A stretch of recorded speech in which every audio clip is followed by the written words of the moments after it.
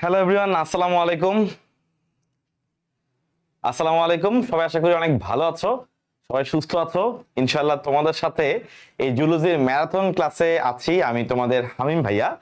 এবং ইনশাআল্লাহ আমরা আজকে পুরো জুলজির 7টা অধ্যায় নিয়ে আমরা আজকে অ্যানালাইসিস করব, যে জিনিসগুলো ইম্পর্টেন্ট এবং কোন প্রশ্নগুলো তুমি সবার আগে উত্তর করবে, কোন অধ্যায়গুলোতে তুমি বেশি ফোকাস করবে।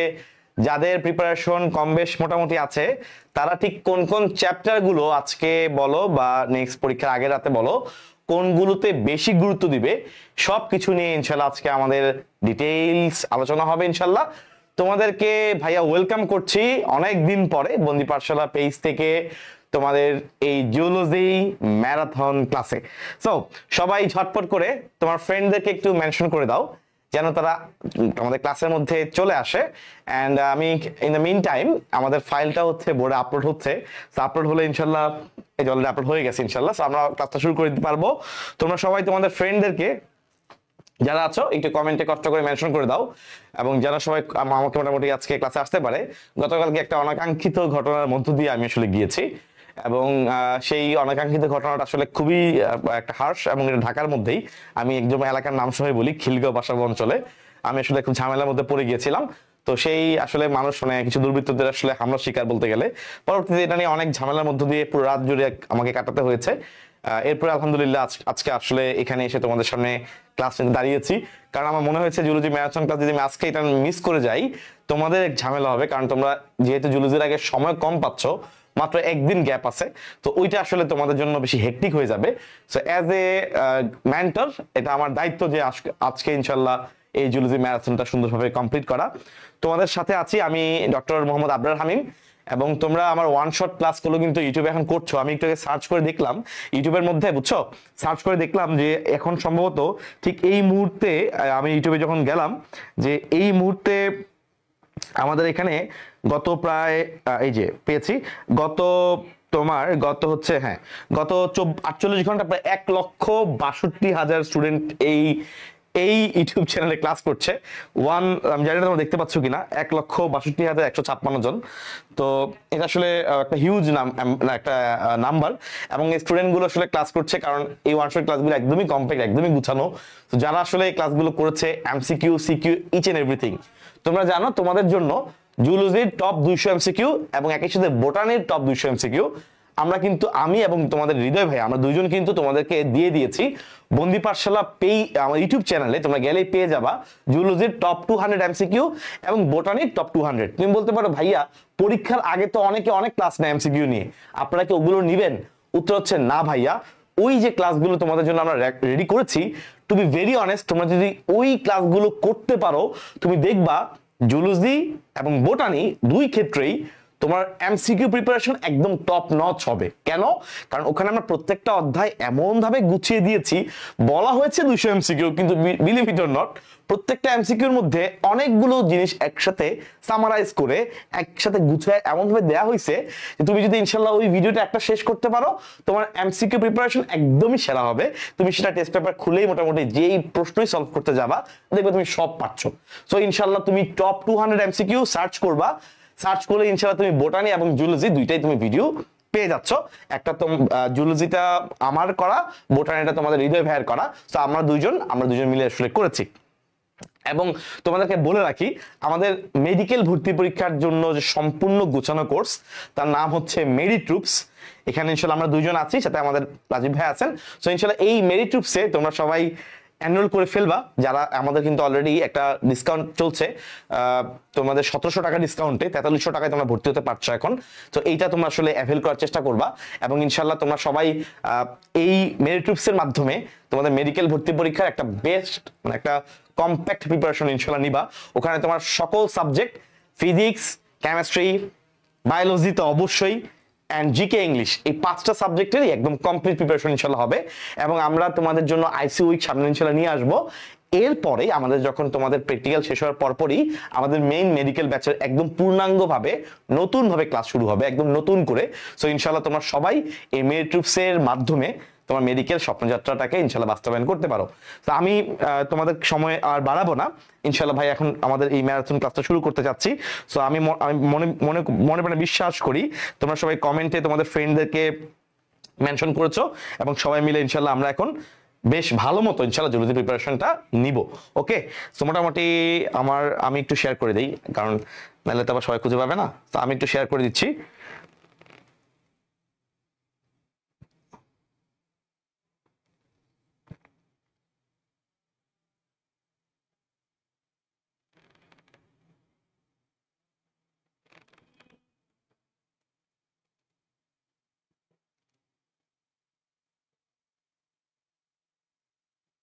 Okay fine. সো মোটামুটি আমার শেয়ার মোটামুটি ভাইয়া আলহামদুলিল্লাহ করে ফেলেছি। এখন এর বাকিটা তোমার তোমার শেয়ার করার পালা। সো শেয়ার টেয়ার করে ইনশাল্লাহ মোটামুটি সবার কাছে ক্লাসটা পৌঁছে দিও, যারাই আজকে বায়োলজি সামনে ইনশাল্লাহ পরীক্ষা দিবা।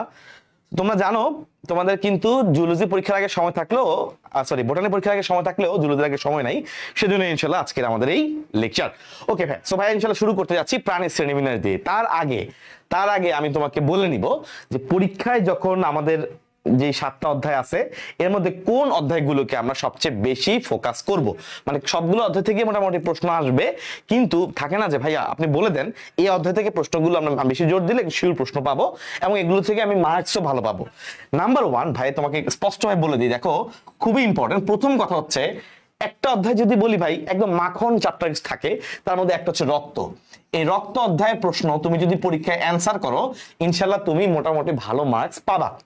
এবং রক্ত অধ্যায়ে একটা চিত্র আছে হৃৎপিণ্ডের লম্বচ্ছেদ, ওই হৃৎপিণ্ডের যে লম্বচ্ছেদ আছে ভাইয়া এইটার একটা, এই লম্বচ্ছেদ তুমি কিভাবে আঁকতে পারো এটার একটা ভিডিও আমি ইউটিউবে অলরেডি দিয়েছি। তোমরা সবাই এই ভিডিওটা লিখবে হৃৎপিণ্ডের লম্বচ্ছেদ, এরপরে আমার নাম লিখবা আবরার হামিম।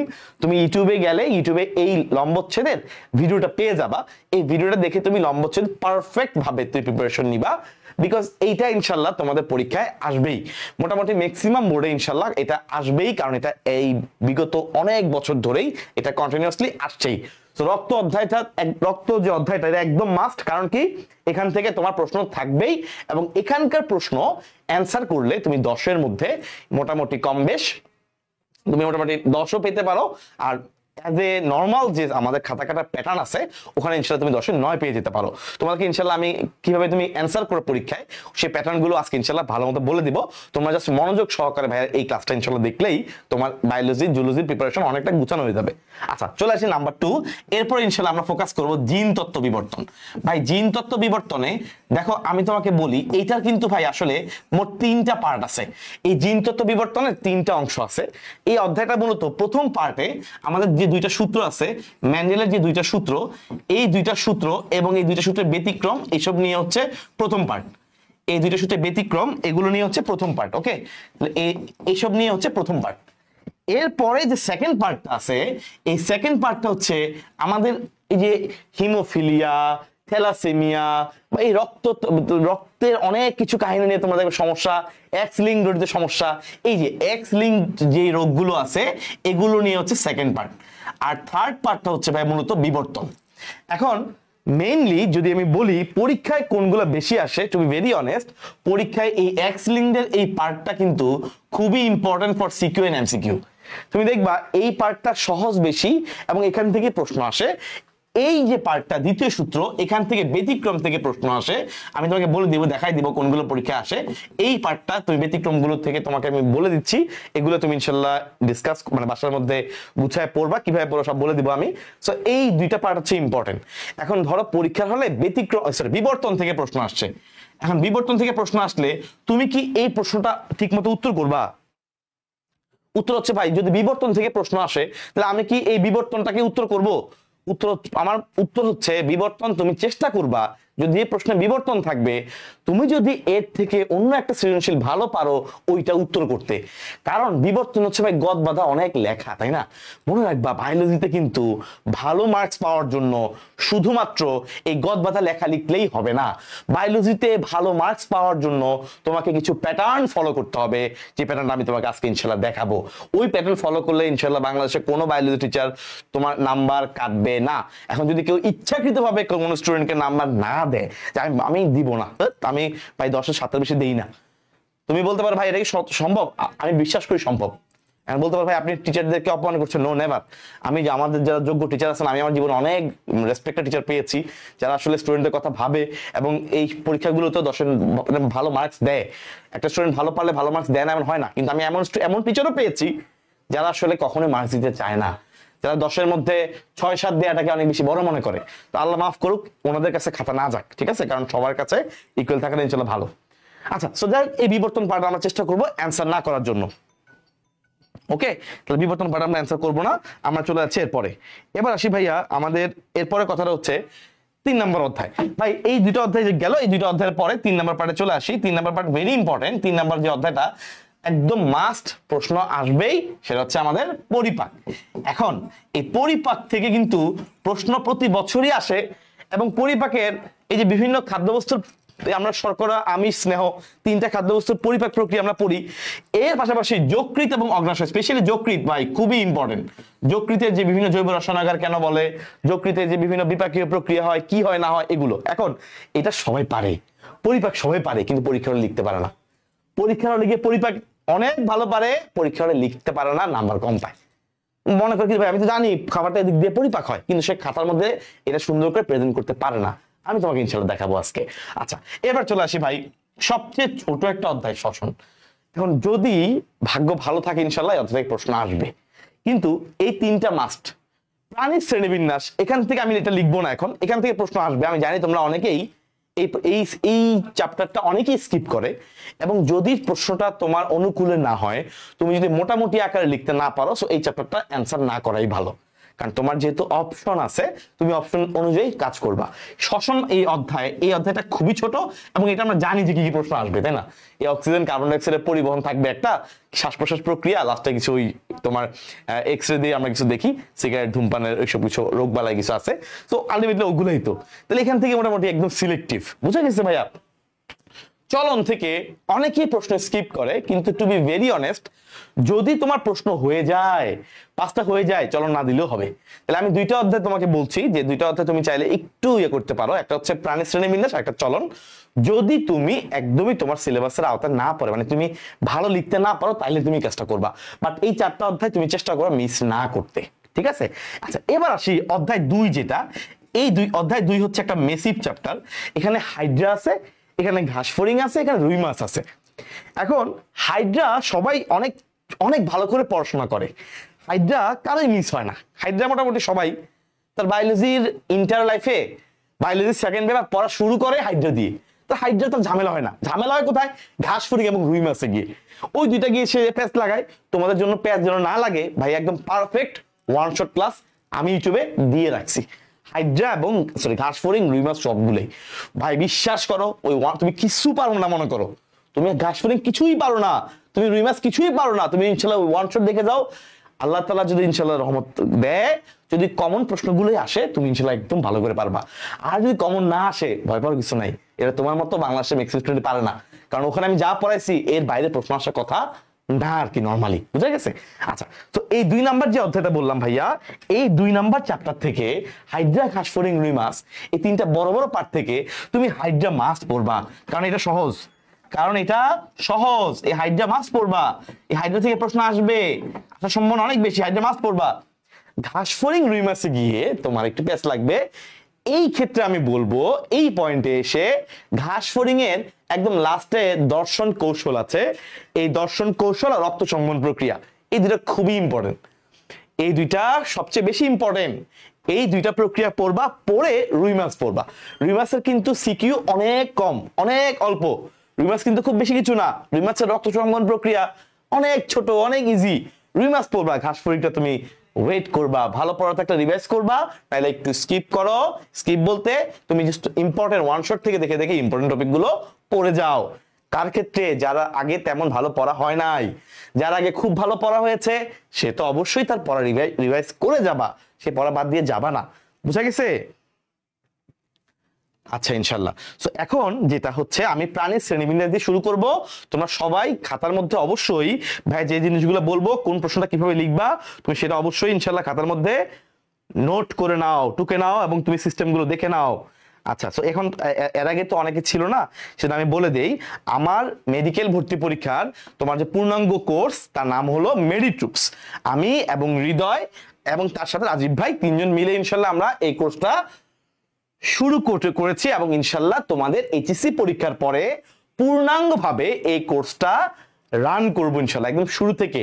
ঠিক আছে, একদম 5টা সাবজেক্টের সকল ক্লাস, তোমার দাগানো বইয়ের পিডিএফ, এমনকি ভাইয়া এক্সট্রা রাইটারের পিডিএফ গুলো আমরা এই গত 3 মাস ধরে রেডি করেছি। এই এক্সট্রা রাইটারের যে পিডিএফ গুলো রেডি করেছি, ওই তথ্যগুলো পড়লে তোমাকে আর কোনো জায়গা থেকে বই কিনতেও হবে না, বই পড়তেও হবে না। একদম মাখন জিনিসগুলো আমরা রেখেছি, এবং বাড়তি প্রেশার না ভাই, সব দিয়ে দিচ্ছেন না ভাই, একদম যেগুলো লাগবেই তোমার, এগুলোকে আমরা সুন্দর করে ভাগ করে একটা অনলাইন বইয়ের মতো আমরা রেডি করেছি। তো তোমরা ইনশাল্লাহ যারা কোর্সে এনরোল করবে, তাদের একদম A to Z প্রিপারেশন নেওয়ার দায়িত্ব ইনশাল্লাহ আমাদের, বুঝা গেছে? এবং একই সাথে জিকে ইংলিশ ক্লাসের তোমরা রুটিন পাবে, সম্পূর্ণ রুটিন পাবে ইনশাল্লাহ। একদম এইচএসসি পরীক্ষার পরই আমরা পুরো কোর্সটা একদম নতুন করে শুরু করব। এবং বিগত বছরগুলোতে শত শত স্টুডেন্ট আমাদের আলহামদুলিল্লাহ বিভিন্ন মেডিকেলে চান্স পেয়েছে, সব জায়গায় চান্স পেয়েছে। সো ইনশাল্লাহ ঢাকা মেডিকেলে চান্স পেয়েছে। সো ইনশাল্লাহ আমরা চাই তোমাদের মধ্য থেকেও যারা তোমরা নতুন করে এইচএসসি পরীক্ষা, তোমাদের প্রথমবারের মতো জীবনের প্রথম এইচএসসি পরীক্ষা দিচ্ছ, তোমাদের জীবনের প্রথম মেডিকেল প্রিপারেশন ইনশাল্লাহ নিবা, এবং সেটাই ইনশাল্লাহ তোমার জীবনের জন্য একটা শ্রেষ্ঠ অর্জন হয়ে থাকুক। তুমি ইনশাল্লাহ ঢাকা মেডিকেলে চান্স পাও, তোমার চান্স পাওয়ানোর পিছনে যা যা দরকার বিশ্বাস করো, এই একটা অনলাইন কোর্সে ইনশাল্লাহ সম্ভব হবে। তুমি বলতে পারো ভাইয়া আমার বাসায় ম্যাটেরিয়ালস নাই, তেমন নাই, প্যারা নাই, ইনশাল্লাহ সবকিছু ইনশাল্লাহ তোমাকে আমরা অনলাইন ভাবেই সাপোর্ট দিব, এবং ইচ এন্ড এভরিথিং তোমরা আমাদের সাথে এই কোর্সে কানেক্টেড থাকলেই দ্যাট উইল বি এনাফ। 26 ব্যাচের যারা আছে ওদেরকে বলে রাখি, আমার এবং হৃদয় আমাদের দুজনের target DMC is going to be back ইনশাআল্লাহ। Target DMC pre medical batch launch হবে আমার এবং হৃদয়ের যে সিগনেচার কোর্স টার্গেট ডিএমসি, সেই target DMC pre medical batch ইনশাআল্লাহ লঞ্চ হবে সামনেই। ওকে, ঠিক আছে, শুরু করা যাক ভাই তাহলে প্রাণী শ্রেণীবিন্যাস। এখন দেখো, প্রাণী শ্রেণীবিন্যাস থেকে আমি এখানে কিছু প্রশ্ন এনেছি। এখানে প্রথম প্রশ্ন হচ্ছে সিলোমের ভিত্তিতে প্রাণীর শ্রেণীবিন্যাস করো। সিলোমের ভিত্তিতে ভাই আমরা সবাই জানি, 2টা বোর্ডে আসছিল প্রশ্নটা। এখন ধরো পরীক্ষা সিলোমে এটা আসছে, ধরো গ নাম্বারে আসছে, তুমি কি করবা? তুমি কি ভাই গদবাধা, এখানে কিন্তু অনেক গদবাধা লেখা আছে, তুমি গদবাধা লিখবা না ভাই? তুমি এখানকার এই লেখাগুলোকে, যেহেতু এটা বইয়ের প্যাটার্নে লেখা, এই লেখাগুলোকে তুমি সুন্দরভাবে লিখবা। তুমি জানো তার মধ্যে সিলোম নাই কোন, আমরা জানি সিলোম যার মধ্যে নাই তাকে একদম, তাকে আমরা বলি অ্যাসিলোমেট। খুবই সিম্পল কথা, সিলোম বিহীন প্রাণী। আর কারো কারোর মধ্যে হচ্ছে সিলোম আছে ছদ্মবেশী সিলোম, মানে এটাকে আমরা ছদ্মবেশী কেন বলি? কারণ সেটা কোনো পর্দা দেওয়া, পেরিটোনিয়ামের পর্দা দিয়ে আলাদা করা থাকে না। যাই হোক, গেল। নাম্বার 3 প্রকৃত সিলোম। এখন তুমি কি করবা ভাইয়া? এর অনেকগুলো উদাহরণ লেখা আছে, তুমি কি করবা? তুমি লিখবা সিলোমের ভিত্তিতে প্রাণী শ্রেণীবিন্যাস সাপোজ আলোচনা করা হচ্ছে সামথিং, লিখে তুমি যেটা করবা, তুমি হচ্ছে একদম সুন্দর করে, বুঝছো, এইটা ধরো তোমার পেজ, তাহলে এই পেজের মধ্যে তুমি এখান থেকে মনে করো লেখা শুরু করলা, এইখানে এই আলোচনা করা হলো, লিখার পরে এখানে 1 নাম্বার শুরু করবা এখান থেকে, বুঝছো? 1 নাম্বার এখান থেকে শুরু করার পরে 1 নাম্বার সংজ্ঞাটা তুমি সাপোজ এখানে লিখলা, এই যে এখানে লাইনটা লিখলা, লেখার পরে এখানে তুমি উদাহরণ যখন দিবা, উদাহরণগুলো তুমি লিখবা, 2টা উদাহরণ বা 3টা উদাহরণ দিবা উপর থেকে নিচ, এইভাবে, এই 1 আর 2 এইভাবে দিবা, বুঝতে পারছো? দিয়ে তারপর তুমি 2 নাম্বারটা আবার এখান থেকে শুরু করবা, তোমার জায়গা থাকবে, এরকম পরের পেজ চলে যাবা, বুঝছো? তুমি এখানে কিন্তু পেজ তুমি কনজিউম করছো। এবার আসি ভাইয়া ছবি। মনে রাখবা বায়োলজিতে ভালো মার্কস সেই পায় যে ছবি আঁকতে পারে। ছবি অন্তত আমি কিন্তু বলি নাই ভালো ছবি আঁকতে পারে, আমি বলছি যে ছবি আঁকতে পারে, অ্যাটলিস্ট কোনো একটা ছবি তোমাকে এঁকে দিয়ে আসতে হবে। এখন এটা এমন একটা প্রশ্ন যে প্রশ্নের ছবি আছে, তো তুমি যদি পারো তাহলে ইনশাআল্লাহ তুমি এখানে একটা ছবি দিবা। তুমি বলতে পারো ভাইয়া এখানে কি আমি 3টা ছবি দিব, আমি কি ইউসিলোমেট সুডোসিলোমেট 3টা ছবি দিব? উত্তর হচ্ছে ভাইয়া না, তুমি 3টা ছবি দেওয়ার হয়তো বা সময় পাবা না, যদি এটা গতে আসে। ঘতে আসলে 3টা দিতে পারো, তুমি যদি দ্রুত আঁকতে পারো দিতে পারো, বাট অন্তত পক্ষে একটা ছবি দিবা ইউসিলোমেটের, তাহলে ইনশাআল্লাহ তোমার কাজ শেষ। এখন বলতে পারো ভাইয়া যতগুলো ছবি আছে এই ছবিগুলোর উপর ভিডিও দেন। উত্তর হচ্ছে ভাইয়া আপনি যেদিন বোটানি পরীক্ষা দিয়ে আসবেন, বোটানি পরীক্ষা দিয়ে আসার দিন আসবেন, ওই দিন রাতের বেলা ইউটিউব চ্যানেলে ইনশাআল্লাহ জুলজির সকল ছবি নিয়ে একটা ভিডিও আপলোড হবে। ওই দিন রাতে ইনশাআল্লাহ আপনি ছবি এই ভিডিওর কাজটা একবার দেখবেন, আপনার ওই খেলা শেষ, বুঝা গেছে? আচ্ছা, আমরা সবাই মোটামুটি জানি সিলোম থাকে না, আমরা মোটামুটি প্রথম যেই পর্বগুলো আছে এই প্রথম 3টার মধ্যে সিলোম নাই, তাই। আর 4 নাম্বার যেটা নেমাটোডা, এটা হচ্ছে সুডোসিলোমেট, ছদ্ম সিলোম যুক্ত। এটা পরীক্ষার এমসিকিউর জন্য অনেক বেশি ইম্পর্টেন্ট, বাকি যারা আছে ওরা সবাই হচ্ছে ইউসিলোমেট, সবার মধ্যে সিলোম আছে। বুঝা গেছে? আচ্ছা ইনশাল্লাহ চলেন এবার সামনের দিকে দেখি। এখানে কিছু না, চলেন এখানে লেখা আছে নিডারিয়া পর্বের বৈশিষ্ট্য লিখো। খুবই ভালো একটা প্রশ্ন। বলতে পারে ভাইয়া এটা দুইটা বোর্ডে আসছে, আপনি কেন গুরুত্ব দিচ্ছেন? এইটা কিন্তু 3 স্টার একটা কোশ্চেন, বলে দিলাম। নিডারিয়া পর্বের বৈশিষ্ট্য, তোমাকে পরীক্ষার হলে কোন একটা উদাহরণ দিবে, দিয়ে তোমাকে তার বৈশিষ্ট্য জানতে চাইবে। ভাইয়া তোমাকে একটা শর্টকাট উপায় বলি, মনে রাখবা যে কোনো পর্ব যদি পরীক্ষায় আসে, যেই কোনো পর্ব, পরিফেরা হোক, এটা হোক, সেটা হোক, যে কোনো পর্ব আসুক, তুমি কিছু সিস্টেম ফলো করবা, তাইলেই কাজ শেষ। সিস্টেমটা কি? তুমি ফার্স্টে যে কোনো পর্ব আসলে এইটার ফার্স্টে প্রথম পয়েন্ট হবে এটা ক স্তরী, এটার কোষের স্তর তুমি পড়বা। এটা কি তোমার ডিপ্লোব্লাস্টিক 2 স্তরী নাকি 3 স্তরী, কি ধরনের প্রাণী এটা? যেমন তোমরা সবাই জানো হাইড্রা হচ্ছে দ্বিস্তরী প্রাণী। নিডারিয়া পর্বে যারা তারা কেমন? দ্বিস্তরী। কিন্তু বাকি সবাই কেমন? বাকি সবাই ত্রিস্তরী। প্লাটিহেলমিনথেস, নেমাটোডা সবাই ত্রিস্তরী, 3টে স্তর। তাহলে তোমার কাজ হচ্ছে প্রথম পয়েন্ট একদম সিলেক্ট করে নেবা কোষের স্তর। তুমি প্রথম পয়েন্টে কোষের স্তর লিখবা যে কয় স্তরী। তাহলে তোমার 8টা পর্বের জন্য ফিক্সড হয়ে গেল যে নিডারিয়া হচ্ছে দ্বিস্তরী, আর বাকি যারা আছে প্লাটিহেলমিনথেস থেকে শুরু করে ওরা সবাই কত? ত্রিস্তরী। তাহলে ওখানে তোমার একটা পয়েন্ট শেষ। এবার আসি 2 নাম্বার পয়েন্ট, যে ভাই সে অঙ্গ সংস্থান কত বলে না, সে কোন মাত্রা, অর্থাৎ সে কি কোষীয় নাকি কোষ টিস্যু নাকি টিস্যু অঙ্গ নাকি অঙ্গতন্ত্র, এই পার্টটা তোমরা সবাই জানো। পরিফেরা যারা আছে, এই পরিফেরা হচ্ছে কোষীয় মাত্রার প্রাণী, শুধুমাত্র কোষ দিয়ে তৈরি। পরিফেরার পরে যে নিডারিয়া 2 নাম্বারটা একদম সিরিয়ালি, এর সাথে কোষ থেকে তৈরি হয় টিস্যু, এই জন্য বলে কোষ টিস্যু মাত্রার প্রাণী। এরপরেরটা প্লাটিহেলমিনথেস। টিস্যু থেকে আমরা সবাই জানি টিস্যু থেকে তৈরি হয় অঙ্গ, এটা টিস্যু অঙ্গ মাত্রার প্রাণী। এরপরটা হচ্ছে ভাইয়া তোমার পরিফেরা, নিডারিয়া, প্লাটিহেলমিনথেস, এরপরটা নেমাটোডা। খেয়াল করে দেখেন নেমাটোডা হচ্ছে অঙ্গ দিয়ে তৈরি হয়, অঙ্গতন্ত্র মাত্রার প্রাণী। এরপর বাকিগুলো সব সেম। তার মানে তুমি একটা আইডিয়া পেয়ে গেলা। তো যেই পর্বই পরীক্ষা আসুক তুমি মাত্রার কথাটা উল্লেখ করবা, ঠিক আছে? আচ্ছা, নেক্সট হচ্ছে যেতেই পরীক্ষা আসুক তুমি সিলোমের পয়েন্টটা উল্লেখ করবা, যে আসলে তার মধ্যে সিলোমের কি অবস্থা। ভাই আমি বলছিলাম প্রথম তিনটার মধ্যে সিলোম নাই। 4 নাম্বারটার মধ্যে আছে ছদ্ম, এটাকে আমরা বলি সুডো বা সিউডোসিলোমেট। 5 নাম্বার থেকে শুরু করে বাকি যা আছে সব হচ্ছে প্রকৃত সিলোম যুক্ত। তাহলে সিলোমের পয়েন্ট খেলা শেষ। তোমার 3টা পয়েন্ট কিন্তু ভালোভাবে শেষ হয়ে গেল। এরপরে 4 নাম্বার পয়েন্ট তুমি লিখবা পৌষ্টিক নালী। 4 নাম্বার পয়েন্ট লিখবা পৌষ্টিক নালী। ভাইয়া তুমি জানো পৌষ্টিক নালী থাকে না 1 নাম্বারটার, বাকিগুলা কম বেশ পৌষ্টিক নালী তুমি লিখতে পারবা। তাহলে পৌষ্টিক নালী থাকে না কোথায়? থাকে না পরিফেরায়। বাকিগুলোর মধ্যে পৌষ্টিক নালী আছে, তো ওভাবে তুমি ইনশাআল্লাহ আরেকটা পয়েন্ট লিখতে পারবা।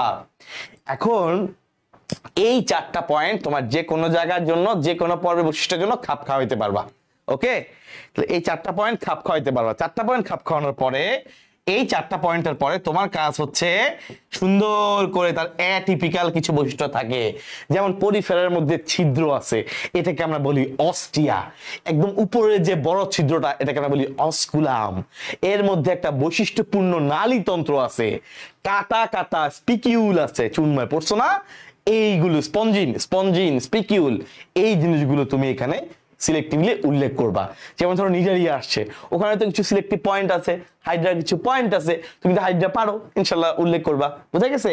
প্লাটিহেলমিনথেস কৃমির কিছু পয়েন্ট আছে, তুমি পড়েছো ওখানে শিখাকোষ থাকে, তাই না? রেচনে শিখাকোষ থাকে, এটা উল্লেখ করবা ইনশাআল্লাহ। সো এইগুলো হবে তোমার এর পরবর্তী পয়েন্টে। তাহলে দেখো তুমি যদি বাকি কিছু নাও পারো, তুমি 4টা পয়েন্ট ইনশাআল্লাহ শিওর পাচ্ছো। তো 4টা পয়েন্ট তোমার অলরেডি লেখা হয়েছে, তাহলে বাকি আর 2-3টা পয়েন্ট লিখলেই তোমার 6টা 7টা 8টা পয়েন্ট হয়ে যাচ্ছে। মনে রাখবা 3 নাম্বারের জন্য যদি আসে, যদি গ নাম্বারে আসে, মানে 3 নাম্বারের জন্য যদি ভাই আসে 6টা পয়েন্ট লিখতে হবে। বুঝা গেছে? তাহলে 3 নাম্বারের জন্য যদি আসে কয়টা পয়েন্ট লিখবা? 6টা পয়েন্ট লিখবা। আচ্ছা ভালো কথা, অনেকে আমাকে পার্সোনালি মেসেজ দাও মেরিটুপসের বিষয়ে, তোমাদের বলে দিই ভাইয়া তোমরা এই যে বন্দি পাঠশালা এখন ক্লাস করছো, এই বন্দি পাঠশালা যদি তোমরা সরাসরি বন্দি পাঠশালা পেজে মেসেজ করো, ইনশাল্লাহ তোমাকে উত্তর দিয়ে দেওয়া হবে। দিনের বেলা টাইমটা তুমি সব সময় উত্তর পাবা। রাতে বেলাও থাকে, কিন্তু রাতে বেলা অনেক মেসেজ দিলে আমাদের সবাই খুলে উঠতে পারে না।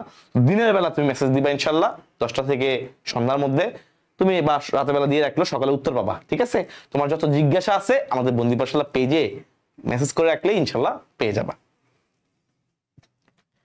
আচ্ছা ইনশাল্লাহ গেল। সো এইভাবে তুমি আসলে প্রত্যেকটা জিনিস ভাইয়া উল্লেখ করবা। আচ্ছা এখন দেখি যারা যারা ক্লাসে আসো তাদেরকে একটা প্রশ্ন করি, যে বলো তো যে নেফ্রিডিয়া কার রেচনাঙ্গ, কে বলতে পারবা? যারা যারা ক্লাসে আসো তোমরা ইনশাল্লাহ একটু ভাইকে বলো তো, নেফ্রিডিয়া কার রেচনাঙ্গ? কার রেচনাঙ্গকে আমরা নেফ্রিডিয়া বলি? এটা কে বলতে পারবা যে কার রেচনাঙ্গকে আমরা নেফ্রিডিয়া বলবো? নেফ্রিডিয়া তো আমার নিশ্চয়ই কোনো না কোনো রেচনাঙ্গ আছে। কে বলতে পারবা যে কার রেচনাঙ্গকে আমরা নেফ্রিডিয়া বলবো?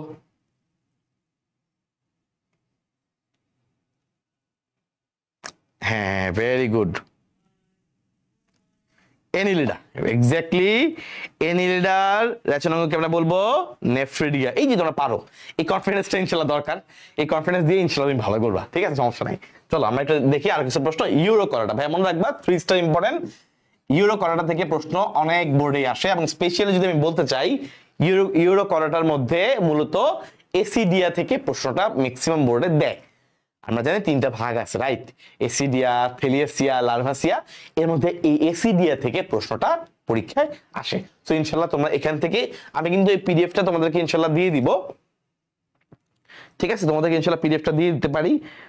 আমাদের হ্যাঁ, আমাদের তো যেই তোমরা জানো ওয়েবসাইটের মধ্যে ইনশাল্লাহ পেয়ে যাবা, তো ওখান থেকে ইনশাল্লাহ তুমি এটা দেখতে পারবা। আচ্ছা ঠিক আছে, সো ইউরো করাটা ভেরি ইম্পর্টেন্ট। ইউরো করাটার মধ্যে হচ্ছে মূলত এসিডিয়া থেকে প্রশ্ন আসে। এখন তুমি বলতে পারো ভাইয়া ইউরো করাটা থেকে আপনারা এটা কি দিচ্ছেন? এটা হচ্ছে মোটামুটি সবারই কম বেশি বৈশিষ্ট্য, খুবই ইম্পর্টেন্ট। ইউরো করাটা টিউনিসিন নামক একটা, বা টিউনিক আবরণ, টিউনিসিন নামক পদ্ধতি তৈরি হওয়া টিউনিক একটা আবরণ দিয়ে এটা আবৃত থাকে, এটা পিচ্ছিল একটা আবরণ থাকে, নাম হচ্ছে টিউনিক। আচ্ছা, এরপরে এটার মধ্যে আমরা কিছু উল্টা জিনিস দেখি, এটার মধ্যে সবকিছু উল্টা হয়, যেমন রিভার্স পেরিস্টালসিস। হ্যাঁ, উল্টা, রিভার্স মানে তো উল্টা। এরপরে প্রতীপ রূপান্তর, উল্টা হয়। যেমন ধরো তুমি এক সময় চলতে পারতা, সো ভেরি গুড, তুমি চলতে পারতেছো, তোমার মুভমেন্ট করা পসিবল, এটা ভালো বৈশিষ্ট্য। কিন্তু এক সময় এমন হয়ে গেল যে তুমি পরিণত হওয়ার পরে তুমি আর চলতে পারো না। কি রে ভাই, আগে চলতে পারতাম এখন চলতে পারো না, তাহলে এখন তুমি খারাপ বৈশিষ্ট্য দিয়ে গেলা। এই যে তোমার ভালো থেকে খারাপ হয়ে গেলা, এটাকে বলে প্রতীপ রূপান্তর। কি বলা হয় এটাকে? প্রতীপ রূপান্তর। এই যে ভালো থেকে খারাপ হয়ে গেলা, বৈশিষ্ট্যটা যে খারাপের দিকে চলে গেল, এটাকে বলা হয় প্রতীপ রূপান্তর। বুঝা গেছে?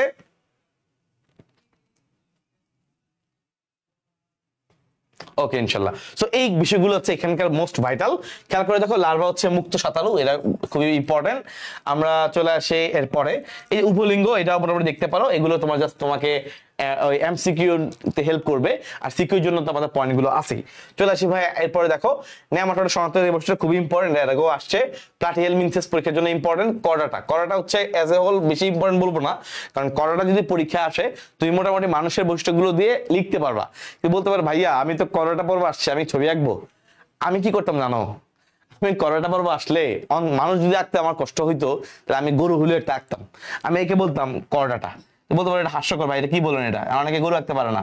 আমি যে গরু আঁকতে ভালো পারি এমন না, কিন্তু মোটামুটি গরুর মতো হইলে হইতেছে। হ্যাঁ, গরু যদি মনে করে দেখতে তোমার গরুর মতো না হয় তাহলে সমস্যা আর কি। ঠিক আছে, মোটামুটি একটা গরু এঁকে দিয়ে আমি বলে দিতাম চিত্র কটাটা, মোটামুটি এঁকে দিয়ে বলতাম চিত্র কটাটা। বলতো ভাই এটা কি আঁকলেন, এটা তো নাম্বার বাড়বে। বিশ্বাস করো ভাই, অনেক বায়োলজি টিচারই আছেন উইথ রেসপেক্ট, তারা এই ছবি দেখার কারণে তারা 4-4 দিবে। অনেকে আছেন 4-4 দিবে, 3-3 দিবে। এই ছবি আঁকতে তোমার সময় লাগবে হাইস্ট 5-10 সেকেন্ড বা 20 সেকেন্ড বা 1 মিনিট, কিন্তু এটার জন্য তুমি মার্কস পাবা। এবং এমনও হইতে পারে তুমি এটার জন্য যদি মার্কস নাও পাও, এইটা একটা গুড ইমপ্রেশন ক্রিয়েট করবে, যার কারণে পরবর্তী বায়োলজির যে ধরো 3 নাম্বার প্রশ্ন তুমি এটা দিলা, তো ধরো 5 নাম্বার সৃজনশীলে গিয়ে বা 4 নাম্বার সৃজনশীলে গিয়ে ওইটার গ নাম্বারটা তোমার অত ভালো হয় নাই, তুমি অত ভালো আসলে জানো না, উত্তর কোনো মতে গোজামিল দিয়ে আসছো, ওখানে হয়তো তুমি আশাই করছো না নাম্বার, স্যার ওখানে তোমাকে দেখবা ওই ঠেলায় একই ঠেলায় তোমাকে 3 দিয়ে দিচ্ছে। স্যার তো জানেন এটা ভালো স্টুডেন্টের খাতা, এটা একটা গুড ইমপ্রেশন ক্রিয়েট করে। বুঝতে পারছো? ওই গুড ইমপ্রেশনের জন্য হইলো তোমার ইনশাল্লাহ এই মানে সিস্টেমের মধ্যে দিয়ে গেলে ভালো মার্কস পাবা। দেখো ভাই, আমি তোমাকে কিন্তু ট্রিক্স মোটামুটি শিখাই দিচ্ছি। ইনশাল্লাহ তুমি যদি ট্রিক্সগুলো অ্যাপ্লাই করতে পারো, তুমি বায়োলজিতে বেশ ভালো একটা মার্কস পাবা আর কি। গরুর লেজটা দিয়ে নেই আমি শুনলাম।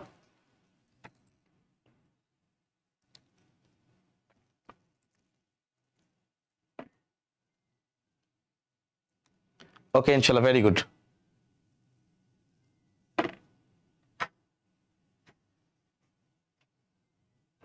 আচ্ছা চলো ভাই আমরা একটু সামনের দিকে যাই, সেটা হচ্ছে আমরা এইখানে চলে আসি। এটা হচ্ছে অস্থিময় এবং তরুণাস্থিময় মাছের পার্থক্য, খুবই খুবই খুবই ইম্পর্টেন্ট। এই পার্থক্য খুবই ইম্পর্টেন্ট, তরুণাস্থিময় মাছ এবং অস্থিময় মাছের পার্থক্য। কারণ কি, এই কনভেক্টিস এবং এক্টিনোপটেরিজি আমরা জানি এটা হচ্ছে অস্থিময় মাছ বা রশ্মিময় পাখনা বিশিষ্ট মাছ। এরা মূলত অস্থি দিয়ে তৈরি হয়। যেমন আমরা যে রুই মাছ খাই, এই রুই মাছ কিন্তু এটার মধ্যে পড়বে। আর কনভেক্টিস বললেই সাধারণত হাঙ্গরের ছবি দিয়ে প্রশ্নটা আসবে। তো এই তরুণাস্থিময় এবং অস্থিময় মাছের যে পার্থক্য, এটা খুবই ইম্পর্টেন্ট। এটা সরাসরি পার্থক্য আকারে আসতে পারে, অথবা যে কোনো একটা বৈশিষ্ট্য আসতে পারে। তুমি যখন পার্থক্য আকারে পড়বে তখন তোমার দুইটা বৈশিষ্ট্যই পড়া হয়ে যাবে। খেয়াল করে দেখো যে তরুণাস্থিময় মাছ, ওদের আইস হচ্ছে প্ল্যাকয়েড আইস, আর অস্থিময় মাছের আইস হচ্ছে সাইক্লোয়েড আইস বা টিনোয়েড আইস। আমি বলতে পারবো ভাই এগুলো কি জিনিস, ওটা আসলে তোমার মানে অ্যাটলিস্ট একাডেমিক ক্লাসে আমি পড়াইছি, এবং যারা পড়ছো এখন নতুন করে এগুলো বেশি কিছু পড়তে যাও না।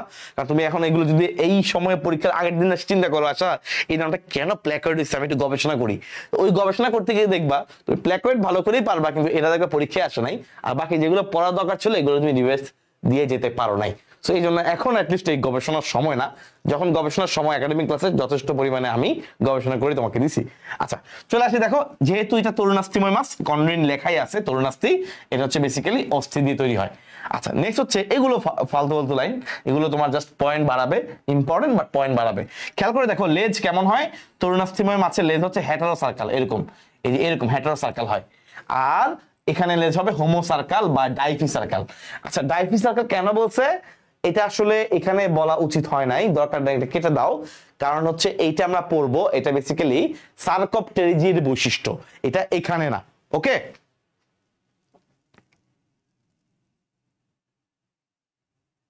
আচ্ছা চলো ইনশাল্লাহ দেখো, এই 5 থেকে 7 জোড়া ফুলকা রন্ধ্র, এখানে হচ্ছে 1 জোড়া বলছে অপরকলম দিয়ে ঢাকা, আসলে 1 জোড়া না, বেসিক্যালি এখানে 4 জোড়া ফুলকা থাকে। তো এখানে আসলে পার্থক্য করে, হ্যাঁ বিভিন্ন জায়গায় মাছের ক্ষেত্রে অনেক ক্ষেত্রে মাছ টু মাছ পার্থক্য হবেই, তো একটু পার্থক্য বিভিন্ন জায়গায় হয়। পটকা দেখো, এখানে কিন্তু তরুণাস্থিময় মাছের পটকা নাই, এখানে পটকা আছে। তো ইনশাল্লাহ আমরা এইভাবে মূলত এই পার্থক্যটা পড়বো, পার্থক্য খুবই ইম্পর্টেন্ট। রেচন বর্জ্য হচ্ছে ইউরিয়া, রেচন বর্জ্য অ্যামোনিয়া। তোমাকে এই পিডিএফটা ইনশাল্লাহ আমি দিয়ে দিব, তুমি একবার চোখ বুলে নিলে ইনশাল্লাহ বেশ ভালো এখান থেকে পারবা। ওকে ইনশাল্লাহ খেয়াল করো, রেচন বর্জ্যটাও ইম্পর্টেন্ট, কারণ তুমি পয়েন্ট বাড়াতে পারতেছো। তোমার যখন পয়েন্ট আসবে, তুমি 3 নাম্বারের জন্য আসলে 6টা পয়েন্ট লিখতে হবে, 4 নাম্বারের জন্য আসলে 8টা পয়েন্ট লিখতেই হবে। সো অন্ততপক্ষে পয়েন্ট বাড়ানো শিখতে হবে। বায়োলজিতে পয়েন্ট আকারে লিখলে বায়োলজিতে ভালো মার্কস আসে, বায়োলজিতে ছবি আঁকলে বায়োলজিতে ভালো মার্কস আসে। তাহলে 2টা পয়েন্ট মাথায় রাখবা, একটা হচ্ছে পয়েন্ট আকারে লেখা, আর একটা হচ্ছে ছবি আঁকা। পয়েন্ট আকারে লেখা, ছবি আঁকা। ওকে ছবি সুন্দর হইতে হবে এমন না, মোটামুটি বোঝা গেলেই হবে। এখন তুমি মনে করো মানুষ আঁকছো, দেখতে এটাতে মনে করো বানর না, দেখতে এটাতে মনে করো তোমার গরুর মতো লাগতেছে, তাইলে হবে না, বুঝছো? তুমি মানুষ আঁকছো, ভাই আমার একটা ছবি একটা মোটামুটি এঁকে দিচ্ছি, কি আঁকছো? ভাই মানুষ আঁকছিলাম, দেখতে কার মতো লাগে? গরুর মতো, তাইলে দরকার নাই, ওই ছবি তুমি আঁকো না প্লিজ, মাফ চাই। তোমার ছবিটা যদি মোটামুটি একটু মনে হয় যে না এটা একটু দেখতে, মানে এটা গরু না হইলেও এটা একটা মহিষ হইতে পারে, মানে কাছাকাছি লেভেলের মোটামুটি ছবি, তাইলে এই ছবিটা অ্যাকসেপ্টেবল। ওকে অনেকের ছবি আমি জানি খুবই খারাপ, এটা আমি কাউকে দোষ দিচ্ছি না, আমার ছবি খুব ভালো আমি এটা বলতেছি না, বাট অনেকের ছবি একদমই খারাপ, তো তাদের ক্ষেত্রে আসলে এটা একটু বেশি অ্যাপ্লিকেবল।